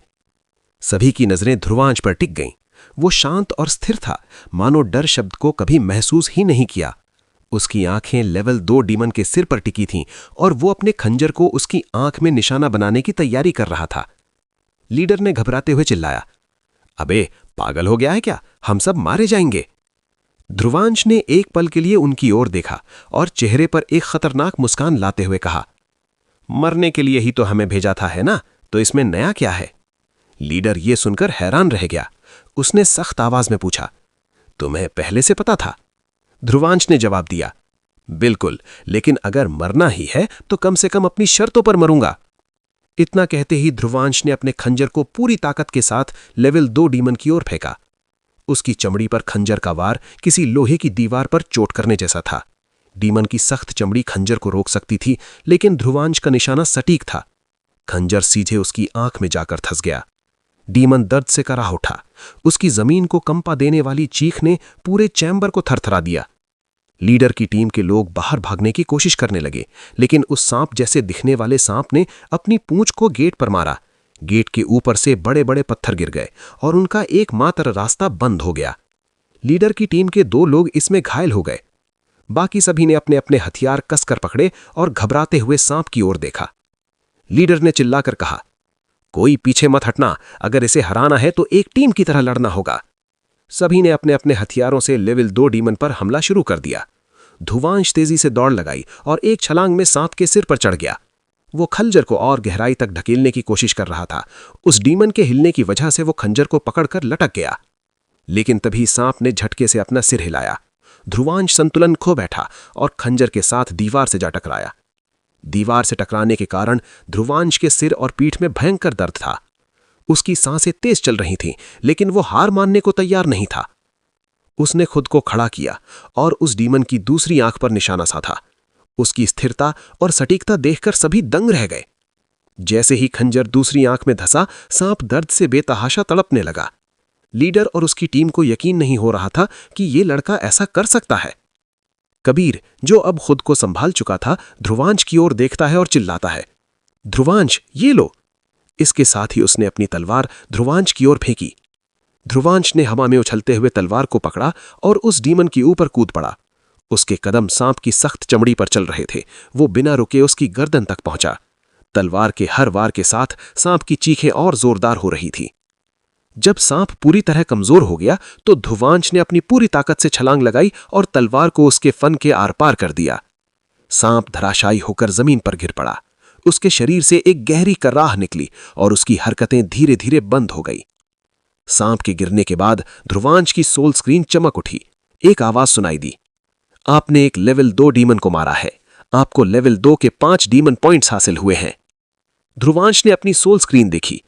Level 1 demon points 25, level 2 demon points 5, level 3 demon points 0, power level 376। Dhruvansh को महसूस हुआ कि डीमन पॉइंट के साथ उसके पावर पॉइंट्स भी बढ़ गए हैं। उसने सांप की आंख से अपना खंजर निकाला और उसके माथे से चमकता हुआ लेवल 2 क्रिस्टल निकाल लिया। जैसे ही ध्रुवांश पलटा, उसने देखा कि लीडर और उसकी टीम उसे घूर रहे हैं। उनके चेहरों पर गुस्सा साफ झलक रहा था। उन्हें यकीन था कि ध्रुवांश ने उनका शिकार चुरा लिया था। लीडर ने गुस्से में कहा, यह क्रिस्टल हमारा है, इसे हमें सौंप दो। ध्रुवांश ने क्रिस्टल को हाथ में घुमाया और शांत स्वर में कहा, अगर ये चाहिए तो आकर ले लो। लीडर ने अपने एक साथी को इशारा किया। वो आदमी ध्रुवांश की ओर बढ़ने लगा, लेकिन जैसे ही उसने कदम उठाया, अचानक वो जमीन पर गिर पड़ा। उसकी आंखें खुली थीं, पर उनमें जीवन की कोई हलचल नहीं थी। जमीन पर खून का धब्बा फैल रहा था और उसके माथे में ध्रुवांश का खंजर गहरा धंसा हुआ था। लीडर की टीम, जो अभी तक हंस रही थी, अब चुप और गंभीर हो गई। लीडर गुस्से से तमतमाते हुए चिल्लाया, तुम्हारी इतनी हिम्मत, उसके टुकड़े टुकड़े कर दो। ध्रुवांश ने पीछे मुड़कर लेवल 2 डीमन के सिर से कबीर की तलवार निकाली। उसके हाथ खून से सने थे, लेकिन उसकी आंखें पूरी तरह शांत थीं। वहीं सिल्वी सांप के सिर कर खड़ी थी। ध्रुवांश उस तलवार को कसकर पकड़ता है और लेवल 2 क्रिस्टल सिल्वी की ओर फेंकता है। सिल्वी उस क्रिस्टल पर पैर रखकर शांत खड़ी हो जाती है, लेकिन उसकी नाखें हर पल का जायजा ले रही थीं। ध्रुवांश अपनी जगह से तेजी से छलांग लगाता है और उनके बीच से गुजरते ही 2 लोगों के सिर काट देता है। एक आदमी गुस्से से चिल्लाता है, तुझे यहीं खत्म कर दूंगा। कहकर वो ध्रुवांश पर हमला करता है, लेकिन ध्रुवांश फुर्ती से उसकी तलवार को चकमा देता है और एक झटके में उसकी गर्दन काट देता है। कबीर की तलवार के कारण ध्रुवांश बिना अपनी डेविल आई के भी सभी को गिराता जा रहा था। उसकी हर हरकत सटीक और तेज थी। वो आगे बढ़ा, जमीन पर लुढ़कते हुए पहले मारे गए आदमी के सिर से अपना खंजर निकाला और उसे घुमाकर दूसरे आदमी की गर्दन में काट दिया। तभी एक और हमला हुआ। एक आदमी उसकी बाजू पर तलवार से वार कर देता है। ध्रुवांश झटके से पीछे मुड़ता है। उसकी आंखों में खून का जोश चमक रहा था। उसने एक पल भी गंवाए बिना अपनी तलवार सीधा उसके सीने में उतार दी। मरने से डर रहे थे ना, अब यही सोचते रहना, उसने ठंडी आवाज में कहा। एक और आदमी जो डर के मारे पीछे हट रहा था, कांपते हुए बोल पड़ा, प्लीज मुझे मत मारो। ध्रुवांश ने अपनी एड़ी से जमीन पर वार किया। जैसे ही मारे गए लोगों के हथियार उछले, उसने झट से एक भाला पकड़ लिया और उसे सीधा पीछे हट रहे आदमी के माथे के आर पार कर दिया। दूर खड़ा कबीर ये सब देख रहा था। उसकी आंखों में भय और अविश्वास दोनों झलक रहे थे। ये इंसान है या कुछ और, उसने खुद से कहा। लीडर भी अपनी जगह कांप रहा था। उसकी आंखों में मौत का डर साफ दिख रहा था। अब वो अकेला बचा था। वो घबराहट में पीछे हटने लगा। उसकी आवाज लड़खड़ा रही थी, तुम कौन हो? एक हंटर ये सब नहीं कर सकता। कहीं तुम डाक हंटर तो नहीं हो? डाक हंटर का नाम सुनते ही कबीर के हाथ पैर ठंडे पड़ गए। उसकी रीढ़ में एक सिहरन दौड़ गई। डाक हंटर, वे क्रूर हंटर जो बिना किसी मकसद के इंसानों को मारने का मजा लेते थे। वे साधारण हंटर से कहीं ज्यादा तेज, घातक और खतरनाक माने जाते थे। ध्रुवांश ने बिना कोई जवाब दिए लीडर के सामने कदम बढ़ाए। उसकी आंखें अब भावहीन थीं, लेकिन खून टपकती तलवार उसके इरादों को साफ बता रही थी। उसने तलवार की धार पर अपनी उंगली घुमाते हुए ठंडी पर खौफनाक आवाज में कहा, एक सवाल, एक जवाब और सिर्फ एक मौका। तो बताओ, किसने और क्यों भेजा तुम्हें? वो इस वक्त ऐसी सिचुएशन में फंस चुका था कि अगर सच बताता है तो मारा जाएगा और अगर नहीं बताता तो भी। उसने थोड़ी देर सोचा और फिर कांपती आवाज में बोला, चौहान परिवार से रणविजय चौहान ने। फिर हाथ जोड़ते हुए गिड़गिड़ाया, अब तो सच बता दिया, जाने दो मुझे प्लीज। ये सुनकर ध्रुवांश कुछ सोचने लगा। उसने मन में कहा, रणविजय चौहान, शायद वो अनिकेत का बड़ा भाई है। एम्परर लेवल पर होने के बावजूद इतनी गिरी हुई हरकत, अनिकेत के भाई से यही उम्मीद थी। ये सोचते हुए उसके चेहरे पर एक हल्की मुस्कान आ गई। ध्रुवांश की मुस्कान देखकर लीडर ने राहत की सांस ली। शायद उसने मुझे माफ कर दिया। लेकिन तभी एक तेज आवाज हुई। लीडर की आंखें चौड़ी हो गईं। उसने हैरानी और दर्द के साथ नीचे देखा तो पाया कि उसके शरीर को आर पार करती हुई ध्रुवांश की तलवार थी।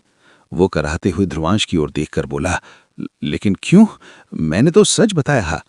ध्रुवांश ने उसकी ओर ठंडी लेकिन डरावनी मुस्कान के साथ देखा और बोला, दुश्मनों को जिंदा रखकर मैं अपने लिए मुसीबत नहीं पालता, और अगर तुम्हें मौका मिलता तो तुम भी मुझे अभी के अभी मार देते। ये कहते हुए उसने तलवार खींच ली। लीडर दर्द से चीखते हुए जमीन पर गिर पड़ा।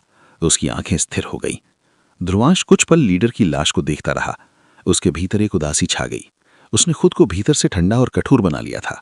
उसने गहरी सांस लेते हुए खुद से कहा, मैं अब किसी पर भरोसा नहीं करता, दोस्तों पर भी नहीं, और तुम तो दुश्मन थे।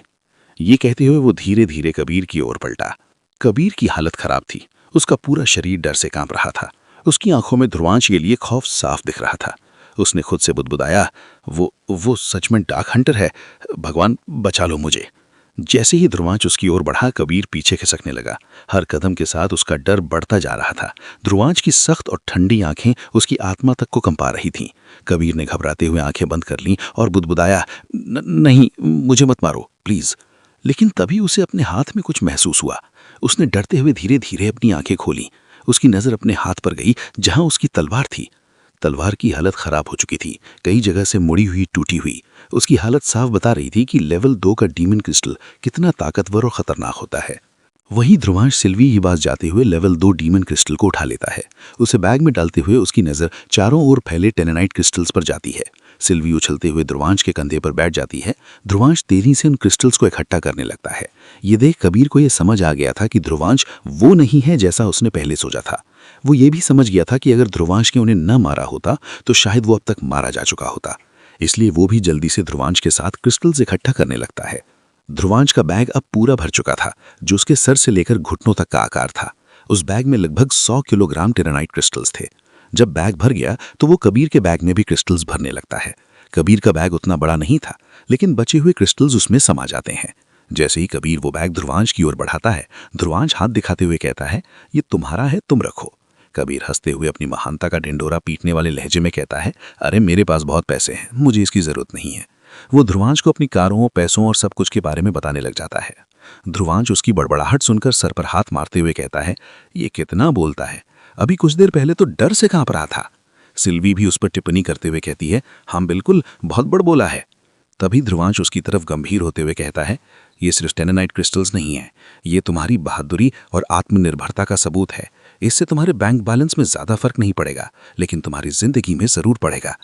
ये सुनकर कबीर के चेहरे पर एक अलग सी मुस्कान आ जाती है। वो तेजी से ध्रुवांश के पास आता है और उसे गले लगा लेता है।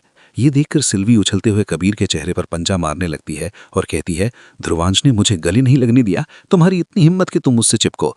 ध्रुवांश जल्दी से सिल्वी को पकड़ता है और कबीर का नक्शा बिगड़ जाता है। कबीर ध्रुवांश को देखते हुए कहता है, भाई तुम्हारी बिल्ली बहुत खतरनाक है। ध्रुवांश मुस्कुराते हुए जवाब देता है, मुझे पता है। कुछ घंटों बाद ध्रुवांश अपने कमरे में बैठा था। कमरे के एक कोने में उसका वो भारी बैग पड़ा हुआ था। उसमें टेरेनाइट क्रिस्टल्स अभी भी भरे हुए थे। उसने अभी उन्हें बेचा नहीं था। उसके बगल में सिल्वी बैठी थी, जो बच्चों की तरह ध्रुवांश के पास आने की कोशिश कर रही थी, लेकिन ध्रुवांश ने उसे एक हाथ से दूर रखा हुआ था और दूसरे हाथ से वो सिल्वी के सूल स्टोर को देख रहा था। तभी उसकी नज़र वहां पर सेल आइटम के ऑप्शन पर पड़ती है। वहां पर कई सारी चीजें बेचने के लिए रखी थी और सबसे ऊपर डीमन क्रिस्टल्स थे, जिनकी कीमत उनके लेवल के हिसाब से कम या ज्यादा हो रही थी।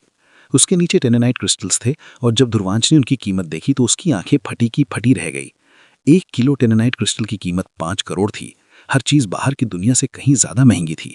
उसका चेहरा एक गहरी मुस्कान से भर जाता है जब उसे समझ आता है कि अब उसकी स्थिति बदल चुकी है। इसी बीच अचानक दरवाजे पर दस्तक होती है। एक आवाज आती है, भाई जल्दी बाहर आइए, कोई आपसे मिलने आया है। ये सुनकर ध्रुवांश हैरान हो जाता है और उसका ध्यान टूट जाता है।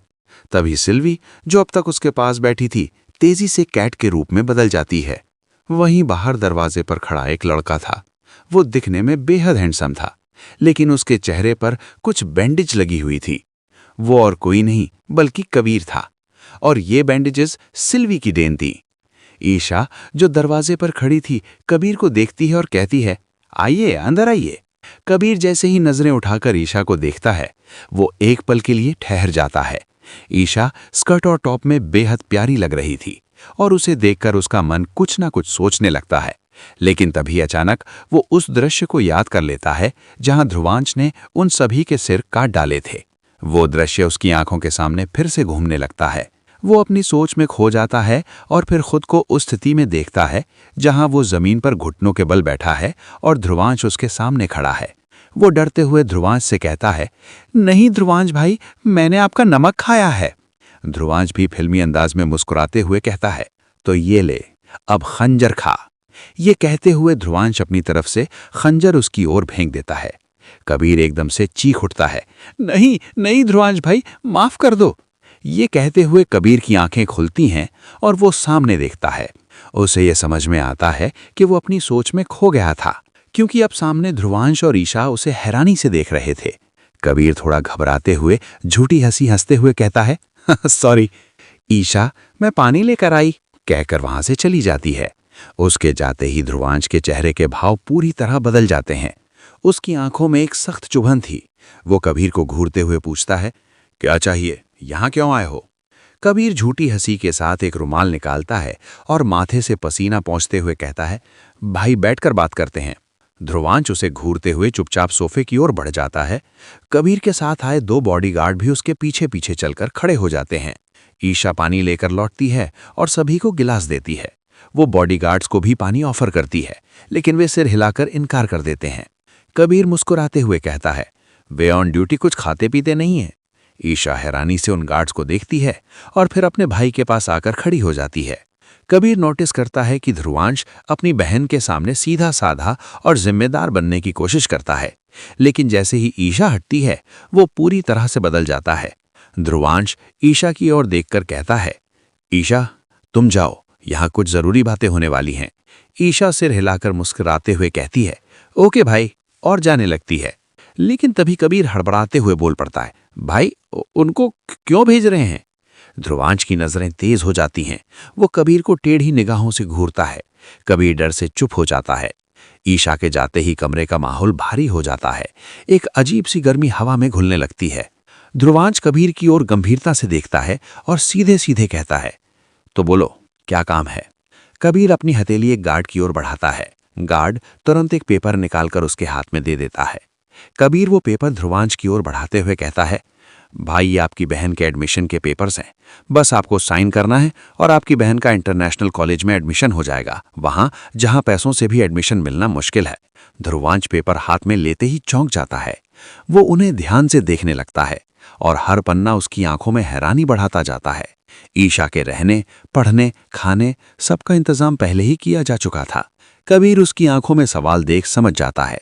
वो शांत स्वर में कहता है, भाई मैंने पता लगाया कि चौहान परिवार का रणविजय आपको और आपकी फैमिली को खत्म करना चाहता है। ऐसे में ईशा का यहां से दूर रहकर पढ़ाई करना ही सबसे सही फैसला होगा। ध्रुवांश गहरी सोच में डूब जाता है। उसकी आंखें कबीर पर टिकी थीं, लेकिन मन में भावनाओं का भंवर था। वो जानता था कि कबीर सही कह रहा है। ध्रुवांश कबीर की ओर गहरी नजरों से देखता है। उसकी आवाज में अब एक सख्ती थी। ये सब तुम सिर्फ मेरी भलाई के लिए तो नहीं कर रहे हो? सच बताओ, असली मकसद क्या है? कबीर हल्की सी हंसी के साथ जवाब देता है, भाई क्या आप सच में किसी पर यकीन नहीं करते? ठीक है, मानता हूं इसमें मेरा भी थोड़ा फायदा है, लेकिन मैं चाहता हूं कि इसके बदले आप मेरे साथ द्रोणा एकेडमी ज्वाइन करें। ध्रुवांश इस जवाब पर चौंक जाता है। द्रोणा एकेडमी? उसने धीरे से दोहराया। द्रोणा एकेडमी, सुपर ह्यूमन बनने का कॉलेज। वहां जाने वाला हर इंसान न सिर्फ ताकतवर बल्कि अपने आप में एक हथियार बनकर लौटता था। ध्रुवांश की आंखों में गंभीरता आ गई। यह फैसला उसकी जिंदगी को पूरी तरह बदल सकता था। कहीं दूर एक बड़े आइलैंड पर, दूर से दिखने वाले उस बड़े आइलैंड को चारों ओर से एक अदृश्य बैरियर ने घेरा हुआ था। बिना परमिशन वहां कोई आ और जा नहीं सकता था। आइलैंड के बीचों बीच एक मैदान में सैकड़ों फाइटर एक खूबसूरत लड़की को घेरे हुए थे। उसकी आंखों में अजीब सी ठंडक और चेहरे पर बेमिसाल आत्मविश्वास था। लंबे बाल जैसे उसने बांधा हुआ था, उसने नीले रंग की ड्रेस पहनी हुई थी जिसमें उसका कंधा और सीने का उभार साफ दिख रहा था। चलने से उसकी गोरी टांगें ड्रेस से बाहर आकर दिख रही थी। उसकी खूबसूरती इतनी थी कि शायद ही कोई हो जो उसका दीवाना ना हो, लेकिन इसके बावजूद किसी में उसकी ओर बुरी नजर से देखने की हिम्मत नहीं थी। हर कोई उस पर हमला कर रहा था, पर कोई उसे छू भी नहीं पा रहा था। फिर वो हल्की सी हिलती है। 1 सेकंड के भीतर पलक झपकते ही सब के सब जमीन पर गिर चुके थे, बेहोश और हारे हुए। दूर खड़ा एक लड़का जो ये सब देख रहा था बड़बड़ाता है, क्या इसे कोई कभी हरा पाएगा? क्या होगा अब आगे? ध्रुवांश द्रोणा एकेडमी जाएगा या कबीर का ये प्रस्ताव ठुकरा देगा? कौन है वो रहस्यमयी लड़की जो अपने इर्द गिर्द सभी को पल में मात दे देती है? क्यों कबीर ध्रुवांश को हर हाल में द्रोणा एकेडमी ले जाना चाहता है? क्या रणविजय चौहान ध्रुवांश और उसकी फैमिली को खत्म करने का अपना खतरनाक मंसूबा पूरा कर पाएगा? सवाल कई हैं और जवाब आपको मिलेंगे यहीं। बने रहिए हमारे साथ, क्योंकि कहानी अभी बाकी है।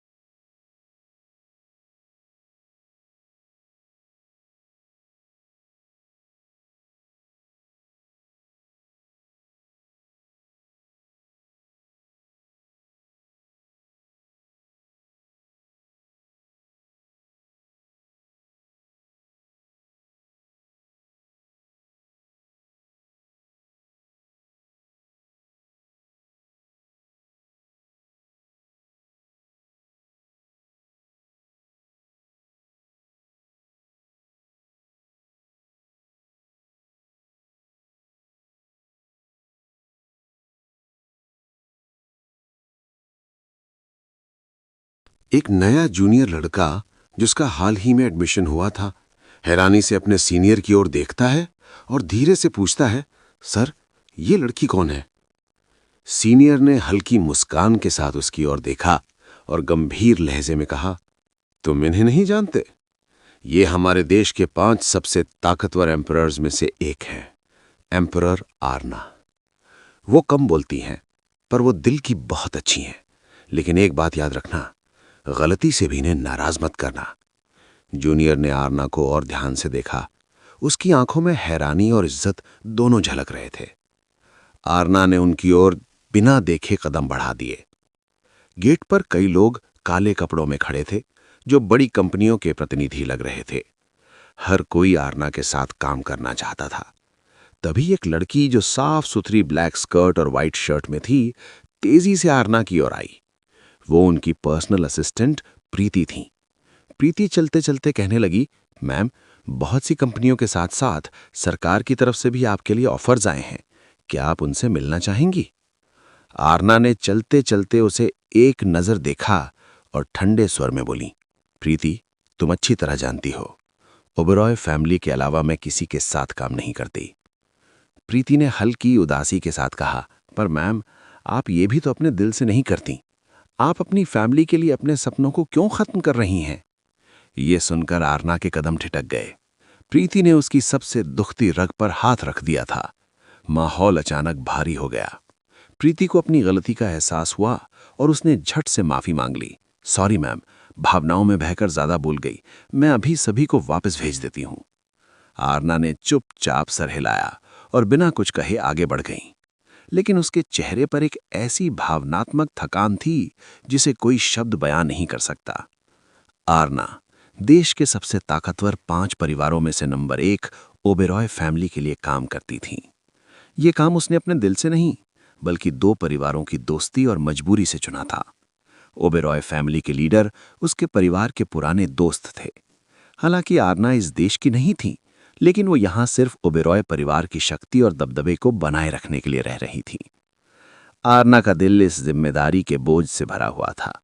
हर कदम पर उसकी खामोशी में वो चीखें छुपी थीं जो उसके अंदर की फ्रीडम की चाहत को बयां करती थीं।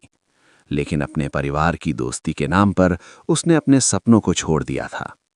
हर किसी के लिए वो एक मिसाल थी, पावर और इज्जत की, लेकिन उसके लिए वो सिर्फ एक बंधन था जो उसे उसकी सच्ची पहचान से दूर ले जा रहा था। ध्रुवांश टेबल पर रखे कागजों को गंभीरता से देख रहा था। उसकी निगाहें पन्नों पर थीं, लेकिन दिमाग कहीं और। कबीर उसके जवाब का इंतजार करते हुए हल्के तनाव में था।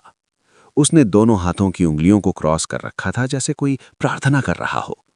ध्रुवांश मन ही मन सोच रहा था, मेरे पास डैड की टेलीपोर्ट वॉच है, मैं कभी भी वहां से आ जा सकता हूं, और शायद इस ऑफर में मेरा ही फायदा है। वहां जाने से मुझे एक स्टेटस मिलेगा जो मेरे लिए बेहद जरूरी है। उसके होठों पर हल्की सी मुस्कान आई, लेकिन आंखें अभी भी गंभीर थीं। बस एक बार हाई क्लास फाइटर बन जाऊं, फिर डैड की सारी कंपनियां और फैक्ट्रियां वापस हासिल कर लूंगा। उसने अपनी सोच से बाहर आते हुए कबीर की ओर देखा और कहा, तुम मुझे वहां क्यों लेकर जाना चाहते हो? कबीर ने हल्की मुस्कान के साथ जवाब दिया, भाई, मैंने जो टेडेनाइट क्रिस्टल्स मुझे दिए थे वो मैंने अपने पापा को दिए। मैं शब्दों में नहीं बता सकता कि उनकी आंखों में क्या देखा। उन्होंने पहली बार मुझे सिर्फ एक बेटा नहीं, बल्कि एक फाइटर के रूप में देखा। उन्होंने ही मुझे द्रोणा एकेडमी में जाने को कहा। इसीलिए मैं चाहता हूं कि हम साथ जाएं और अपनी एक टीम बनाएं। बेशक टीम के लीडर आप होंगे।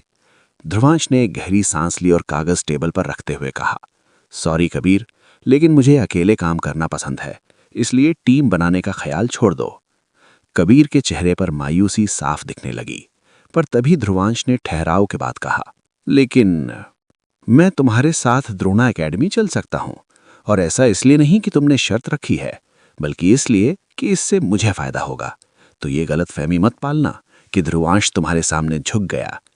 कबीर ने यह सुनते ही एक राहत भरी मुस्कान के साथ कहा, भाई, मेरे लिए इतना ही काफी है कि आप मेरे साथ चल रहे हैं। तभी ध्रुवांश कबीर को देख कहता है, लेकिन मेरे साथ कोई और भी आएगा, क्या तुम उसे भी एंट्री दिलवा सकते हो? ये सुन कबीर थोड़ा सोचते हुए कहता है, थोड़ा मुश्किल है, लेकिन समझो हो जाएगा। भाई ने बोला है तो जरूर करूंगा। ध्रुवांश ने हल्का सर हिलाया और कहा, तो कब जाना है? कबीर ने उत्साह में जवाब दिया, कल रात को। ध्रुवांश ने सहमति में सर हिलाते हुए कहा, ठीक है, कल रात को फेज 2 के टेलीपोर्ट सेंटर पर मिलते हैं। लेकिन कबीर ने तुरंत अपनी बात जोड़ी, नहीं भाई, मैं आपको पिक कर लूंगा, हम मेरे प्राइवेट जेट से जाएंगे। ध्रुवांश ने हल्का सा मुस्कुराते हुए सर हिलाया और ईशा के एडमिशन फॉर्म पर साइन कर दिए। कबीर ने उन पेपर को सावधानी से उठाया और बड़ी खुशी के साथ वहां से चल दिया। जैसे ही कबीर बाहर निकला, ध्रुवांश ने खुद को आराम से सोफे पर गिरा दिया। उसकी आंखें छत को घूर रही थीं और उसके मन में कई सवाल और प्लानिंग चल रही थी। उसने गहरी सांस लेते हुए खुद से कहा, बस अब सही वक्त का इंतजार है। ध्रुवांश के कदम भारी थे जब वो अपने कमरे में पहुंचा। टेबल पर रखे बैग को खोलकर उसने सारे टेट्रानाइट क्रिस्टल्स बाहर निकाले। उसकी आंखों में दृढ़ता झलक रही थी। उसने फैसला कर लिया था, सभी क्रिस्टल्स बेचकर आगे की तैयारी करनी है। कुछ ही घंटों में उसने अपने सभी टेट्रानाइट क्रिस्टल्स सिल्वी की सोल स्टोर में बेच दिए और बदले में 488 करोड़ रुपए की भारी भरकम रकम हासिल की। इसके अलावा उसने अपनी योजना के अनुसार एक लेवल 2 डीमन क्रिस्टल और 100 लेवल 1 डीमन क्रिस्टल्स खरीदे। पहले से ही उसके पास एक लेवल 2 डीमन क्रिस्टल था। उन दोनों को मिलाकर उसने एक हाई क्लास बॉ, धनुष और 100 एरो खरीदे। सभी काम पूरे करने के बाद वो बची हुई रकमों को सावधानी से एक बड़े बैग में भरकर बैंक गया। उसने 400 करोड़ रुपए अपने अकाउंट में जमा करवाए और 58 करोड़ रुपए ईशा के अकाउंट में ट्रांसफर करवा दिए। उसके चेहरे पर संतोष की हल्की झलक थी, लेकिन इसके बाद उसकी राह हॉस्पिटल की ओर मुड़ गई। हॉस्पिटल के एक कमरे में सन्नाटा पसरा था। सिर्फ मॉनिटर और बाकी की मशीनों की आवाजें कमरे में गूंज रही थीं। ध्रुवांश ने धीरे से कमरे का दरवाजा खोला और अपनी मां के पास जाकर बैठ गया। उनका हाथ अपने हाथों में लेते हुए उसने मुस्कुराने की कोशिश की, लेकिन उसकी आंखों की नमी उस मुस्कान को छुपा नहीं सकी। मां, उसने धीमी आवाज में कहा, जैसे खुद को ही दिलासा दे रहा हो, मैं जानता हूं आप सुन सकती हैं। मैं वादा करता हूं, मैं एक दिन आपको ठीक करके रहूंगा। बस थोड़ा और इंतजार कीजिए। उसके शब्द कमरे में गूंजते रहे, लेकिन कोई जवाब नहीं आया। उसकी मां की आंखें बंद थीं। ध्रुवांश ने उनका हाथ हल्के से सहलाया, फिर उसे छोड़ दिया। उठते हुए उसने एक आखिरी बार अपनी मां को देखा और कमरे से बाहर चला गया। हॉस्पिटल के एमडी के ऑफिस में घुसते ही उसने एक बैग टेबल पर पटक दिया। बैग के अंदर नोटों की गड्डियां भरी पड़ी थी। ये 30 करोड़ हैं, ध्रुवांश ने गंभीर स्वर में कहा। मेरी मां के इलाज में कोई भी लापरवाही नहीं होनी चाहिए। अगर कुछ हुआ तो आप जानते हैं मैं क्या कर सकता हूं। डॉक्टर हक्का बक्का रह गया। इतनी बड़ी रकम उसने एक बार में शायद ही कभी देखी थी। उसने तुरंत ध्रुवांश को भरोसा दिलाते हुए कहा, चिंता मत करें, आपकी मां का इलाज सबसे अच्छे तरीके से होगा। ध्रुवांश ने गहरी सांस ली, डॉक्टर की आंखों में झांका और फिर बिना एक शब्द कहे बाहर निकल गया। घर लौटते ही उसने देखा कि ईशा और सिल्वी साथ में बैठे थे। सिल्वी ईशा की गोद में थी और ईशा उसे प्यार से सहला रही थी, लेकिन सिल्वी की हरकतें अलग ही कहानी बयां कर रही थी।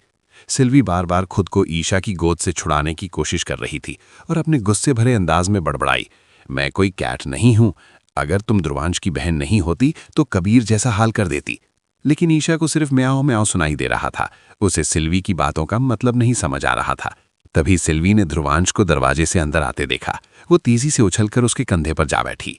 भाई, ये वाइटी कुछ अजीब लगती है, ईशा ने भौएं चढ़ाते हुए कहा। ये सुनते ही ध्रुवांश के चेहरे पर एक पल के लिए परेशानी की झलक दिखी, लेकिन उसने तुरंत खुद को संभाल लिया। हंसते हुए उसने कहा, अरे क्या अजीब, सब ठीक है, ये बस तेरा वहम है। ईशा ने एक पल सोचा और फिर चुप हो गई, लेकिन उसकी आंखों में सवाल अब भी बाकी थे। ईशा अचानक कुछ याद करते हुए बोली, भाई मुझे आपको कुछ दिखाना था। वो जल्दी से अपना फोन निकालती है और एक मैसेज ध्रुवांश को दिखाते हुए कहती है, ये देखिए, मेरे अकाउंट में 5000 थे, लेकिन बैंक की ओर से 58 करोड़ का मैसेज आया है। क्या ये कोई फ्रॉड है? ध्रुवांश उसकी बात सुनकर मुस्कुराता है और प्यार से उसके गाल खींचते हुए कहता है, फ्रॉड नहीं, वो पैसे मैंने डाले हैं और अब वो तुम्हारे हैं। जो खरीदना है खरीदो। ईशा ये सुनकर एक पल के लिए हक्का बक्का रह गई। उसकी आंखों में सवाल और घबराहट दोनों थी। वो परेशान होते हुए कहती है, भाई ये आप क्या बोल रहे हैं? इतने पैसे मुझे क्यों दे रहे हैं? और भी चीजों के लिए पैसों की जरूरत होगी। ध्रुवांश गंभीर होकर जवाब देता है, डैड होते तो शायद इससे कई गुना ज्यादा देते। तुम किसी और चीज की चिंता मत करो, सब मुझ पर छोड़ दो। माँ के इलाज के लिए पैसे मैंने दे दिए हैं और मेरे पास भी सब कुछ है। अरे इन सब बातों में मैं तुम्हें एक और बात बताना तो भूल ही गया। ईशा जो पहले ही हैरान थी धीरे से पूछती है, क्या बात? ध्रुवांश जल्दी से उसे सोफे पर बिठाता है और खुद घुटनों के बल उसके पास बैठकर कहता है, मैंने तुम्हारा एडमिशन करवा दिया है। ईशा हल्की मुस्कान के साथ उत्सुकता से पूछती है, क्या सच में? पर किस कॉलेज में? ध्रुवांश जवाब देता है, होप। ये सुनते ही ईशा चौंक कर खड़ी हो जाती है। उसकी आंखें बड़ी हो गईं और वो लगभग चिल्लाते हुए कहती है, होप इंटरनेशनल कॉलेज? ध्रुवांश मुस्कुराते हुए सिर हिला देता है। ईशा की खुशी का ठिकाना नहीं था। उसकी आंखों में चमक थी और वो खुशी से उछलते हुए ध्रुवांश को देखती है।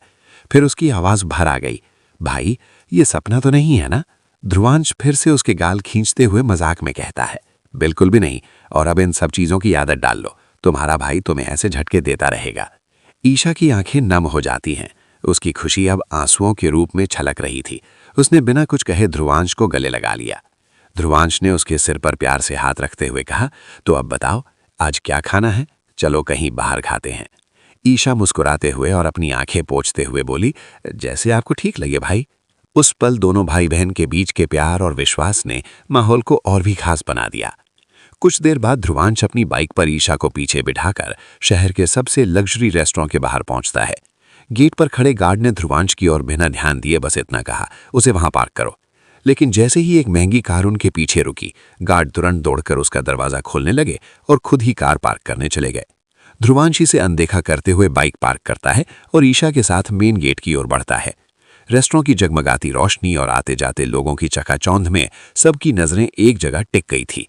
एक लड़की जो इतनी खूबसूरत थी कि लोग उसे देखते हुए शीशे के दरवाजे से टकरा रहे थे। गार्ड्स तक उसके सम्मोहन में खोकर गेट खोलना भूल गए थे। ईशा ने उस लड़की को देखते ही चहकते हुए कहा, भाई वो रही सिल्वी। ध्रुवांश ने हल्की मुस्कान के साथ सिर हिलाया और दोनों उसकी ओर बढ़ गए। असल में ईशा ने ही सिल्वी को इस डिनर पर बुलाने का सुझाव दिया था। ध्रुवांश भी सिल्वी को घर पर अकेला नहीं छोड़ना चाहता था, इसलिए उसने उसे कहा था कि वो उनके निकलने के बाद रेस्टोरेंट पहुंचे। लेकिन जैसे ही ध्रुवांश ने सिल्वी को देखा, वो पल भर के लिए अवाक रह गया। सिल्वी ने एक ब्लैक साड़ी पहनी थी, जिसके साथ उसका बैकलेस ब्लाउज उसकी खूबसूरती को और भी निखार रहा था। उसकी चाल में कॉन्फिडेंस और चेहरे पर एक स्माइल थी। ध्रुवांश की नजरें उस पर टिक गईं। वो नजरों को हटाना चाहता था, लेकिन उसकी पलकें पे झपकना भूल गई थी। ईशा ने उसके चेहरे के भाव देखे और चुपचाप मुस्कुरा उठी। सिल्वी ने ईशा के होने का पूरा फायदा उठाते हुए मन ही मन मुस्कुराती हुई ध्रुवांश के करीब आकर उसे गले लगा लिया। वो जानती थी ध्रुवांश ईशा के सामने कुछ नहीं कहेगा। कैसे हो ध्रुवांश? उसने एक प्यारी और मोहक आवाज में पूछा। ध्रुवांश समझ गया था कि ये सिल्वी की चालाकी थी, लेकिन जैसे ही वो उसकी नजदीक पहुंची, उसके पास से आती भीनी खुशबू ने उसे गहराई में खींच लिया। सिल्वी की फ्रेग्रेंस, उसकी खूबसूरती और आभा ऐसी थी जैसे वो कोई एंजल हो, और असल में वो एक एंजल ही थी। उसकी अदाएं ऐसी थीं कि वो गॉडेस तक को अपना दीवाना बना सकती थी।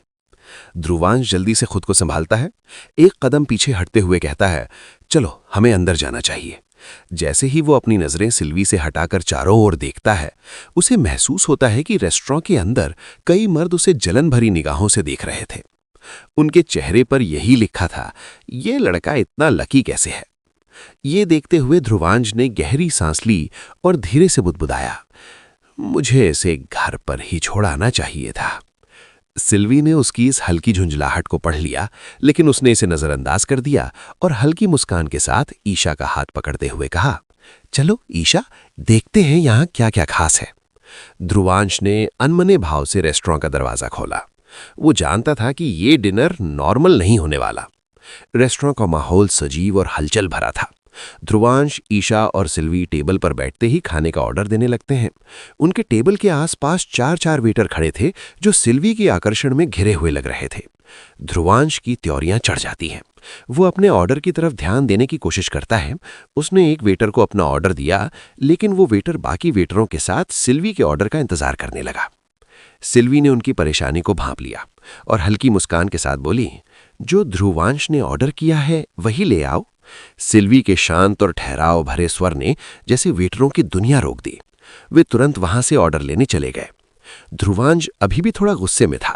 वो तुरंत अपनी कुर्सी से खड़ा होते हुए बोला, एक्सक्यूज मी, मैं वॉशरूम होके आता हूं।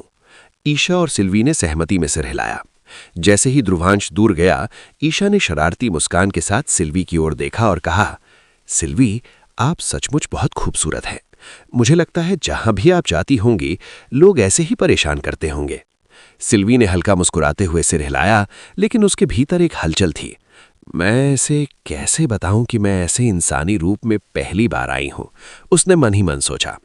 थोड़ी देर के बाद ईशा ने अपनी मुस्कान खो दी और गंभीर स्वर में सिल्वी से कहा, सिल्वी, मुझे आपसे एक जरूरी बात करनी है। सिल्वी ईशा की इस बदलती हुई गंभीरता को देख सहज होकर बोली, बिल्कुल, बोलो। ईशा की आंखें हल्की सी नम हो गई। उसने धीमे स्वर में कहा, मैं जल्द ही इस शहर से दूर कॉलेज पढ़ने जा रही हूं और मेरे भाई ध्रुवांश, वो मेरे लिए फैमिली में बचे आखिरी इंसान हैं। लेकिन मैं जानती हूं कि वो कभी खुद का ख्याल नहीं रखते। मैं उन्हें खोना नहीं चाहती। सिल्वी उसकी बातों को ध्यान से सुन रही थी। ईशा ने रुके हुए स्वर में अपनी बात जारी रखी, मैं बस इतना चाहती हूं कि आप उनके साथ रहें, उनका ख्याल रखें और एक बात। सिल्वी ने हल्की उत्सुकता से पूछा, क्या बात? ईशा ने कुछ पल रुककर सिल्वी की आंखों में देखते हुए कहा, क्या आप मेरे भाई को पसंद करती हैं?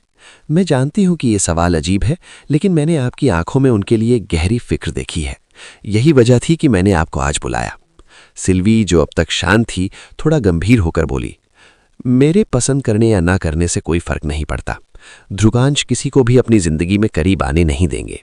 उनके दिल के दरवाजे शायद बंद हो चुके हैं। ईशा ने हल्की मुस्कान के साथ जवाब दिया, मैं जानती हूं कि उनका स्वभाव ऐसा क्यों है। बचपन से ही उन्हें जिम्मेदारियां उठानी पड़ी और उनकी एक गर्लफ्रेंड थी जिसने उन्हें बुरी तरह धोखा दिया। शायद इसीलिए वो इतने सख्त बन गए हैं। लेकिन सिल्वी, मैंने उनकी आंखों में आपके लिए फिक्र देखी है। सिल्वी के चेहरे पर हैरानी के भाव थे। क्या सचमुच तुमने उनकी आंखों में मेरे लिए फिक्र देखी है? ईशा ने मुस्कुराते हुए सिर हिलाया। हाँ, और फिक्र सिर्फ उनके लिए होती है जो हमारे लिए मायने रखते हैं। सिल्वी के दिल की धड़कन तेज हो गई। उसने खुद को हमेशा कॉन्फिडेंस से भरा पाया था, लेकिन आज वो थोड़ा डिस्ट्रैक्टेड हो गई थी। उसके चेहरे पर हल्की झिझक थी, पर उसकी आंखों में उम्मीद की एक नई रोशनी झलकने लगी। सिल्वी ने ईशा का हाथ मजबूती से थामा और उसकी आंखों में देखते हुए कहा, ईशा, मैं तुमसे वादा करती हूं, खुद की जान दे दूंगी, लेकिन ध्रुवांश को किसी भी खतरे में नहीं पड़ने दूंगी। ईशा उसकी गहरी बातों को सुनकर मुस्कुराई, लेकिन उसकी आंखें नम हो गईं। तभी ध्रुवांश वापस आ जाता है। उसे देखते ही दोनों चुप हो जाती हैं। ध्रुवांश ने हल्की मुस्कान के साथ पूछा, मेरी पीठ पीछे मेरी कौन सी बुराई हो रही थी? ईशा ने झट से जवाब दिया, भाई, गर्ल्स टॉक है, आप नहीं समझोगे। ध्रुवांश ने हार मानने वाले अंदाज में सिर झटकते हुए कहा, ठीक है मेरी माँ। इसी बीच एक फीमेल वेटर उनके टेबल पर आती है और ऑर्डर सर्व करती है। ईशा और सिल्वी दोनों उसे देखकर चौंक जाती हैं। ईशा ने उत्सुकता से पूछा, एक्सक्यूज मी, बाकी के वेटर कहाँ गए? फीमेल वेटर थोड़ा घबराते हुए बोली, मैम, उनकी तबीयत ठीक नहीं थी तो वो घर चले गए। ईशा ने संदेह भरी नजरों से ध्रुवांश को घूरा। उसकी नजरें खुद पर पाते ही ध्रुवांश ने झूठी मुस्कान के साथ कहा, मुझे देखती रहोगी या कुछ खाओगी? ईशा सिल्वी की ओर झुककर धीमे स्वर में बोली, सिल्वी, ये पक्का मेरे भाई का ही काम है, नहीं तो तुम ही बताओ 4 के 4 वेटर एक साथ कैसे बीमार हो सकते हैं? सिल्वी ने हल्की मुस्कान के साथ ध्रुवांश की ओर देखा, जो अब अपनी प्लेट में ध्यान लगाने का दिखावा कर रहा था। ईशा को नहीं पता था कि ध्रुवांश उसकी बातें साफ सुन रहा है, लेकिन सिल्वी अपने मन में एक अजीब सी खुशी महसूस कर रही थी। फ्लैशबैक, ध्रुवांश की वॉशरूम के बहाने किचन में एंट्री।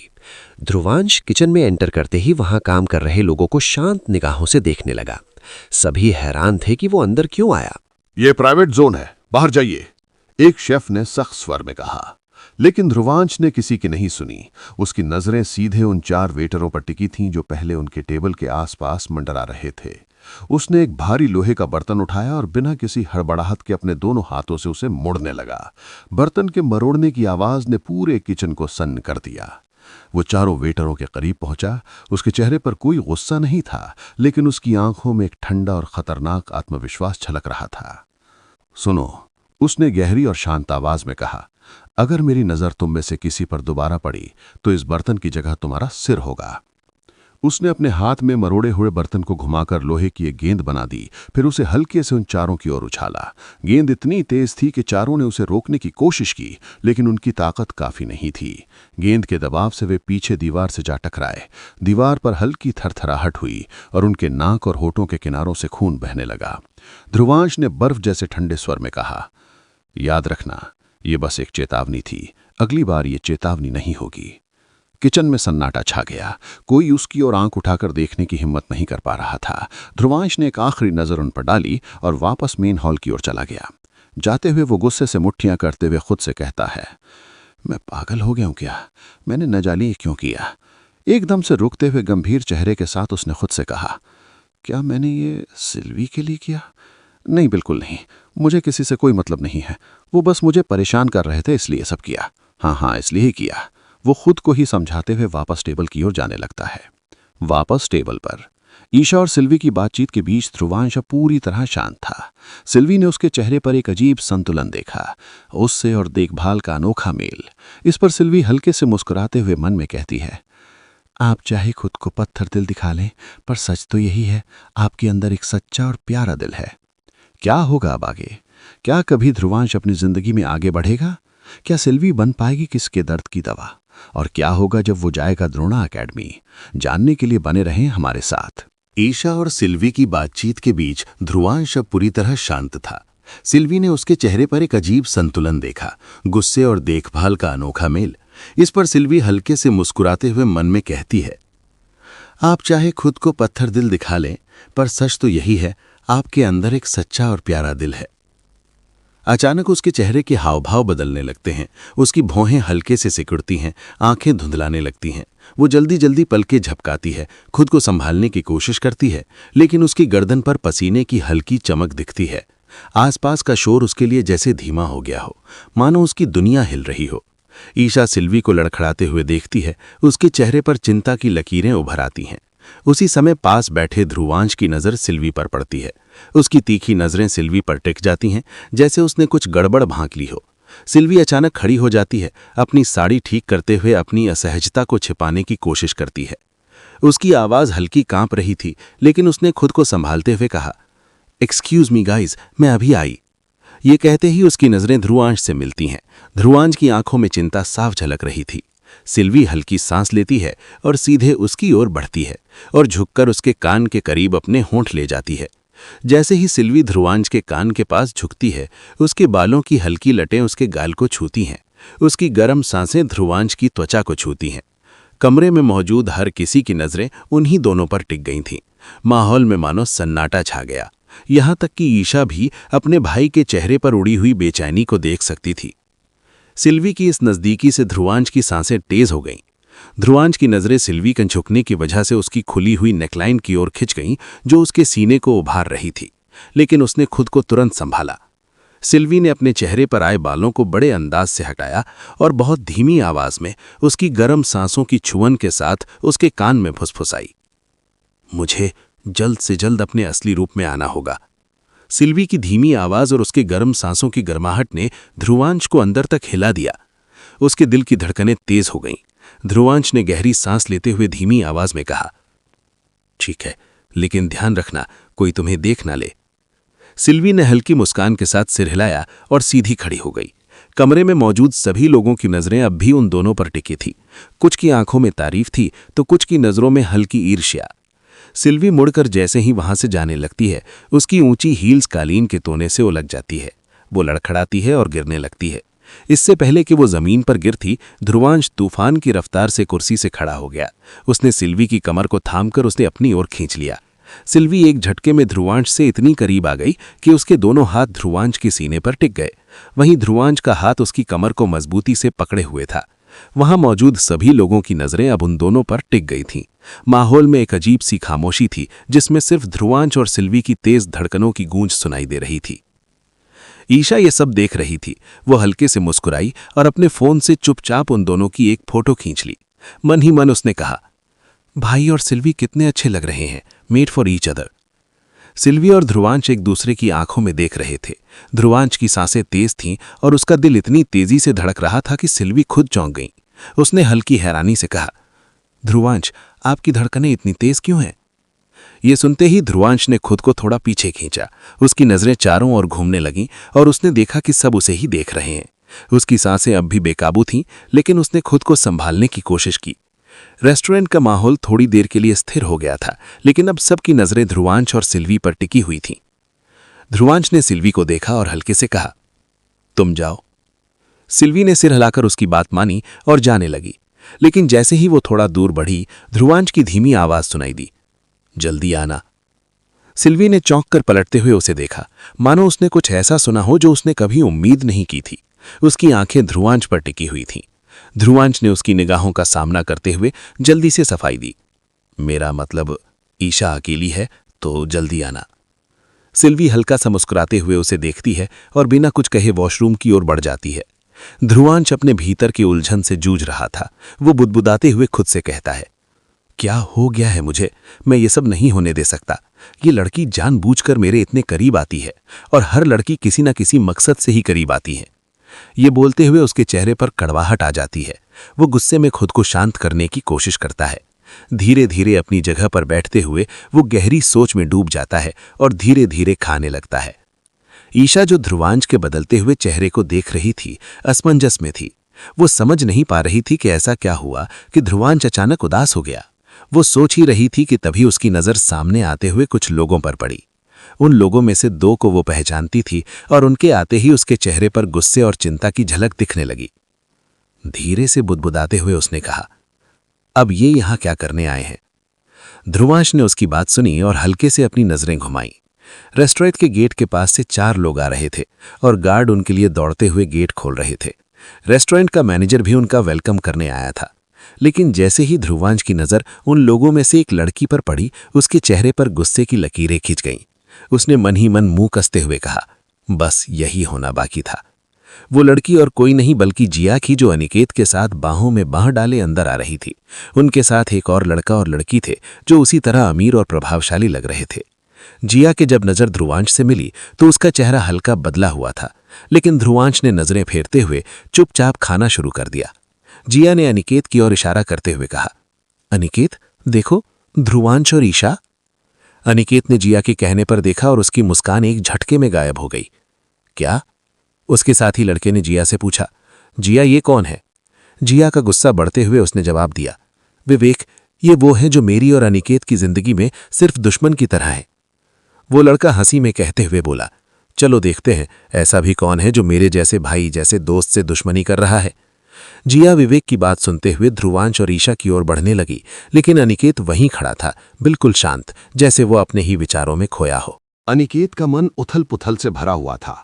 उसकी आंखों के सामने अभी भी वो सुबह की घटना चल रही थी जब उसने अपने बड़े भाई रणविजय और कुणाल के बीच हुई बातचीत सुनी थी।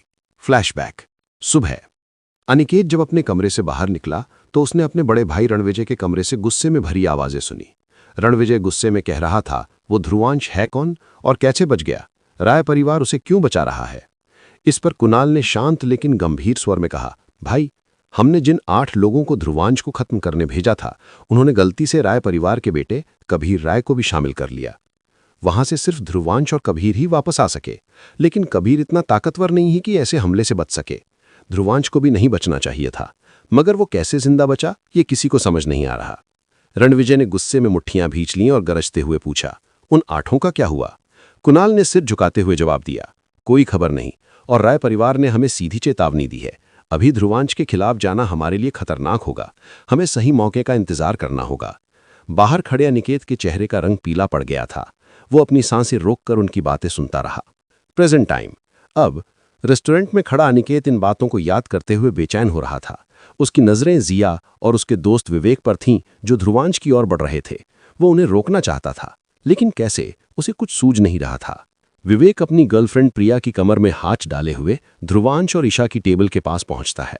ध्रुवांश उनकी तरफ देखे बिना बड़ी सहजता से ईशा से कहता है, ईशा, ये ट्राई करो, तुम्हारा फेवरेट है ना? ईशा हैरानी से अपने भाई को देखती है, जो बेहद शांत लग रहा था। विवेक, जिसे ध्रुवांश का उसे पूरी तरह इग्नोर करना खटक गया था, गुस्से में बोलता है, अरे डूड, मैंने तुम्हारी बहुत तारीफ सुनी है जिया और अनिकेत से। लेकिन ध्रुवांश ने उसकी बात अनसुनी कर दी। ये देख विवेक की झुंझलाहट बढ़ गई। उसने सार्कास्टिक स्माइल के साथ कहा, तुम्हारी गर्लफ्रेंड इतनी भी खास नहीं है कि उसे छोड़कर हमें नजरअंदाज कर रहे हो। ये सुनते ही ध्रुवांश ने धीरे से अपनी नजरें उठाईं और उसे घूरा। विवेक ने हंसते हुए अपनी गर्लफ्रेंड को सामने किया और कहा, meet my girl Priya. Hot है ना? प्रिया मुस्कुराते हुए अपने बालों को लहराते हुए बोली, बेबी तुम भी ना, लेकिन तुम मेरा कंपैरिजन इस बहनजी टाइप लड़की से क्यों कर रहे हो? विवेक ने उसकी बात पर हंसते हुए कहा, सॉरी बेब, मैं बस इसे दिखा रहा था कि गर्लफ्रेंड कैसी होनी चाहिए। इसके बाद जिया ने अपनी तरफ से जहर उगलते हुए कहा, लेकिन विवेक, खूबसूरत गर्लफ्रेंड के लिए पैसे और स्टेटस दोनों होने चाहिए, और इस इंसान के पास तो दोनों ही नहीं है। जिया, विवेक और प्रिया जोर से हंसने लगे। उनकी हंसी रेस्टोरेंट के माहौल में गूंज रही थी, लेकिन ध्रुवांश की आंखों में खतरनाक शांति थी। ईशा अपने भाई के चेहरे के बदलते भाव पढ़ सकती थी। ध्रुवांश गुस्से में उठने ही वाला था कि अनिकेत तेजी से उनकी ओर बढ़ा और एक सख्त आवाज में बोला, शट अप गाइज, हम यहाँ जिया का बर्थडे सेलिब्रेट करने आए हैं, तो प्लीज ये सब बंद करो। उसकी आवाज में दबाव और अजीब सी झुंझलाहट थी। ये सुनकर जिया हैरानी से उसकी ओर देखने लगी। अनिकेत, जो खुद से ऊंची आवाज में बात करने वालों को कभी नहीं छोड़ता था, आज वो ना सिर्फ ध्रुवांश को जाने दे रहा था, बल्कि उसकी तरफदारी भी कर रहा था। वहीं ईशा ने अपने भाई को देखते हुए हल्के इशारे से रोका। फिर वो खड़ी हुई और विवेक की ओर देखते हुए सख्त मगर धीमी आवाज में बोली, आप जो भी हैं, मैं साफ कर दूं कि ये मेरे भाई हैं और मैं इनकी बहन। अगर आपको यहाँ बैठना है तो आप बैठ सकते हैं, लेकिन यहाँ हम किसी तरह की लड़ाई नहीं चाहते। ईशा की इस सख्ती के बाद विवेक कुछ बोलने ही वाला था कि अनिकेत मुस्कुराते हुए ईशा को देखा और कहा, थैंक यू, हम आपकी बात समझते हैं। मैं अपनी तरफ से माफ़ी मांगता हूँ और यकीन दिलाता हूँ कि अब हम कोई परेशानी नहीं खड़ी करेंगे। ये सुनकर सब हैरान रह गए, खासकर जिया और ध्रुवांश। जिया को समझ नहीं आ रहा था कि अनिकेत, जो हमेशा विवेक के साथ होता था, आज क्यों झुक रहा है। ध्रुवांश भी सोच में पड़ गया। उसे नहीं पता था कि कबीर ने राय परिवार के प्रभाव का इस्तेमाल करते हुए अनिकेत के परिवार को चेतावनी दिलवाई थी। जिया ने अचानक कुछ सोचते हुए मुस्कुरा कर कहा, ठीक है, चलो कुछ देर के लिए दुश्मनी भूल जाते हैं, तो क्या हम सब मिलकर मेरा बर्थडे सेलिब्रेट कर सकते हैं। ये कहते हुए उसकी नज़रें ध्रुवांश पर टिक गईं। ध्रुवांश तो तुरंत मना करने वाला था, लेकिन ईशा मुस्कुराते हुए बीच में बोली, बिल्कुल, आप बैठिए ना। ध्रुवांश ने ईशा की ओर देखा, लेकिन कुछ नहीं कहा। जिया और बाकी लोग टेबल के पास बैठ गए। अनिकेत वहां बैठना नहीं चाहता था। उसे विवेक और जिया की नीयत पर भरोसा नहीं था। वो जानता था कि ये दोनों किसी न किसी तरीके से ध्रुवांश को उकसाने की कोशिश जरूर करेंगे। वो चुपचाप सिचुएशन को संभालने की कोशिश कर रहा था। थोड़ी देर बाद वेटर ने टेबल पर एक सुंदर केक लाकर रखा। ध्रुवांश को छोड़ सबने जिया को बर्थडे विश किया। जिया ने केक काटा और पहला टुकड़ा अनिकेत को खिलाया। उसने सबकी ओर मुस्कुरा कर देखा, लेकिन उसकी नज़र बार बार ध्रुवांश की ओर जा रही थी। ध्रुवांश ने एक बार भी उसकी ओर नहीं देखा। वो अपने आप में खोया हुआ था। जिया का दिल भीतर ही भीतर चटक रहा था। उसे याद आ रहा था कि कैसे हर साल उसका बर्थडे ध्रुवांश के लिए खास होता था। उसके पास पैसा ना होने के बावजूद ध्रुवांश उसकी खुशियों का ख्याल रखता था। उसने खुद भूखे रहकर जिया के लिए तोहफे खरीदे। जिस ध्रुवांश का दिन जिया से बात किए बिना नहीं गुजरता था, आज वही उसे देखना तक नहीं चाह रहा था। केक कटने के बाद विवेक ने माहौल को हल्का करने की कोशिश करते हुए कहा, तो अब एक छोटा सा गेम हो जाए। अनिकेत ने झट से जवाब दिया, देखो, मैं किसी गेम में हिस्सा नहीं लेने वाला। फिर उसने मन ही मन कहा, मैंने तुझे बहुत रोका, लेकिन तुझे ही उड़ता तीर लेने का शौक है, तो खेल अकेले। विवेक हंसते हुए बोला, ठीक है अनिकेत भाई, और जिया सिर्फ देखेंगे और जज करेंगे। मैं और प्रिया एक टीम में होंगे और ध्रुवांश और उसकी बहन दूसरी टीम में। विवेक गेम के बारे में बताने ही वाला था कि उसकी नज़र अचानक दरवाजे से अंदर आती एक बेहद खूबसूरत लड़की पर पड़ी। उसके आते ही जैसे पूरे माहौल में एक गर्मजोशी और हलचल पैदा हो गई। हर कोई उसे देखने लगा। उसके चलने का अंदाज, आत्मविश्वास और खूबसूरती से लोग अपनी जगहों पर जमे रह गए। विवेक उस लड़की को देखते हुए हल्के स्वर में बोला, ये खूबसूरत भला कौन है। उसकी आंखों में चमक थी और वो अपनी नज़रें उस पर से हटा नहीं पा रहा था। अनिकेत भी अपनी जगह पर जड़ हो गया। वो उस लड़की को पहचानता था, ये सिल्वी थी। उसके आने से जिया और प्रिया के चेहरों पर जलन की लकीरें साफ दिख रही थीं। सिल्वी एक खास अदा के साथ उनकी ओर बढ़ी। विवेक को ये देखकर लगा जैसे वो उसके ही पास आ रही है। वो जल्दी जल्दी अपने बाल और कपड़े ठीक करने लगा। मन ही मन सोचा, ये तो सच में मेरे टेबल पर आ रही है। जैसे ही सिल्वी टेबल के पास पहुंची, विवेक तुरंत खड़ा हो गया और अपने हाथ आगे बढ़ाते हुए बोला, हाय ब्यूटी, मेरा नाम विवेक रायचंद है, 5वीं रॉयल फैमिली का इकलौता वारिस। उसकी आवाज पूरे रेस्टोरेंट में गूंज गई। वहां मौजूद लोग भी फुसफुसाने लगे, अरे वो तो विवेक रायचंद है। हाँ, और उसके साथ चौथी फैमिली का अनिकेत चौहान भी बैठा है। आज इतने बड़े बड़े घरानों के लोग एक ही जगह पर। वहीं सिल्वी ने विवेक को एक नजर देखा और पूरी ठंडक के साथ जवाब दिया, तुम कौन हो और मुझे ये सब क्यों बता रहे हो। सिल्वी के इस जवाब ने जैसे विवेक के चेहरे का सारा रंग उड़ा दिया। वहां बैठे लोगों के बीच सन्नाटा छा गया। अनिकेत ने ये नजारा देखा और मन ही मन मुस्कुराया। वो सोच रहा था, बहुत हीरो बन रहा था। अच्छा हुआ अभी तो सिल्वी ने ही इंसल्ट की है। अगर ध्रुवांश ने इसे इसकी जगह दिखाई तो ये रोने लायक भी नहीं बचेगा। दूसरी तरफ जो लोग सिल्वी को रॉयल फैमिली के इन लोगों के करीब समझ रहे थे, वे भी अब उसकी हिम्मत और रवैया से हैरान हो गए। ईशा तुरंत खड़ी हुई और माहौल को संभालते हुए बोली, सिल्वी, ये अनिकेत और जिया के दोस्त हैं। हम सब यहाँ जिया का बर्थडे सेलिब्रेट करने के लिए एक साथ बैठे हैं। सिल्वी ने जिया को एक तीखी नजर से घूरा, फिर बिना कुछ कहे सीधे ध्रुवांश के पास वाली कुर्सी पर बैठ गई। उसकी इस हरकत ने जिया को अंदर ही अंदर तिलमिला दिया। प्रिया और विवेक दोनों सिल्वी की ओर देख रहे थे। वे कुछ समझ नहीं पा रहे थे। तभी ईशा ने विवेक की ओर देखते हुए शालीनता से कहा, सॉरी, सिल्वी को अनजान लोगों से मिलना पसंद नहीं है, और अब जब सिल्वी आ गई है तो मेरी जगह मेरे भाई की गर्लफ्रेंड खेलेगी। ईशा की बात सुनकर विवेक और प्रिया जैसे जड़ हो गए। उनकी आंखें चौड़ी रह गईं। वे अभी थोड़ी देर पहले ईशा को ध्रुवांश की गर्लफ्रेंड समझकर उसके नॉर्मल कपड़ों और पर्सनैलिटी का मजाक बना रहे थे। अब जब उन्होंने सिल्वी को उसकी गर्लफ्रेंड के रूप में देखा तो उनकी बोलती बंद हो गई। विवेक धीरे धीरे हैरानी से बोला, ये ध्रुवांश की गर्लफ्रेंड है? ईशा ने मुस्कुराते हुए सिर हिलाया। हाँ, क्यों, कोई शक? ध्रुवांश ये सब देख रहा था। उसकी आंखों में नाराजगी थी। उसने ईशा को घूरते हुए देखा। ईशा ने उसकी तरफ देखा और नजरों में सॉरी कहते हुए मुस्कुराई। उसके चेहरे पर शरारती हंसी थी, जैसे कह रही हो, मेरे पास और कोई रास्ता नहीं था। विवेक ने जबरदस्त आत्मविश्वास के साथ गेम के बारे में बताया। नॉर्मल सा गेम है, बॉटल स्पिन सबने सुना या खेला होगा। ये सुन जिया ने विवेक की तरफ देखकर पूछा, इसमें खास क्या है? ये तो हम पहले भी खेल चुके हैं। विवेक के चेहरे पर एक शैतानी मुस्कान उभरी।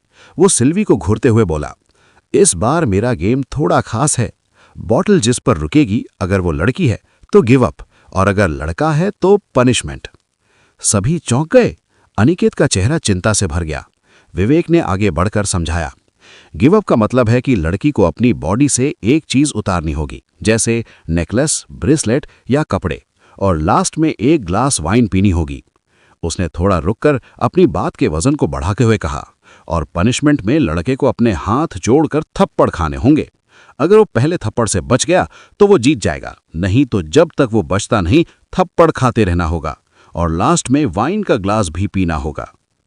ये सुनते ही टेबल पर खामोशी छा गई। अनिकेत विवेक को गुस्से से घूर रहा था। उसे अच्छी तरह याद था कि पिछली बार विवेक ने इस खेल के जरिए एक कपल को बुरी तरह परेशान किया था। उसने लड़की को इनर गारमेंट्स में ला खड़ा किया था और लड़के को थप्पड़ों से लहूलुहान कर दिया था। अनिकेत का मन बेचैन हो उठा। उसने ध्रुवांश को देखा। मन ही मन वो कह रहा था, ध्रुवांश, मना कर दो, मत खेलो ये गेम, ये उनकी चाल है। लेकिन ध्रुवांश का चेहरा शांत था। उसने कोई प्रतिक्रिया नहीं दी। सिल्वी ने विवेक की ओर देखते हुए बड़ी ही आत्मविश्वास भरी आवाज में कहा, ठीक है, हम खेलेंगे। उसके इस जवाब से सभी हैरान थे। उसने ध्रुवांश से पूछना भी जरूरी नहीं समझा। ध्रुवांश ने सिर नहीं उठाया। वो बस अपने फोन की स्क्रीन को देखता रहा, लेकिन उसके चेहरे पर एक अजीब सा सन्नाटा था। ऐसा लग रहा था कि वो अपने भीतर कुछ सोच रहा है। विवेक ने वाइन की बोतल टेबल से उठाई और बहुत सारे ग्लासों में डालकर उसे खाली कर दिया। उसने बोतल को टेबल के सेंटर पर रखा और बोतल को पूरे जोर से स्पिन कर दिया। टेबल पर बैठे सभी लोगों की नजरें बोतल पर टिक गईं। अनिकेत के दिल की धड़कनें तेज हो गईं। उसने मन ही मन कहा, यह गलत हो रहा है। ध्रुवांश, तुम समझ क्यों नहीं रहे? ये सिर्फ एक चाल है। लेकिन ध्रुवांश और सिल्वी पागल नहीं थे। दोनों एक टाइम पर डिवाइन सेलेस्टियल थे। वे विवेक की चाल को अच्छी तरह समझ चुके थे। बॉटल घूम रही थी। हर कोई सांस रोके देख रहा था कि बॉटल आखिरकार किस पर रुकेगी। माहौल में तनाव और उत्सुकता चरम पर थी। क्या होगा अगर बॉटल ध्रुवांश पर रुकी? क्या सिल्वी अपने आत्मविश्वास से विवेक के खेल को पलट देगी, या अनिकेत का डर सच साबित होगा? जानने के लिए बने रहें हमारे साथ।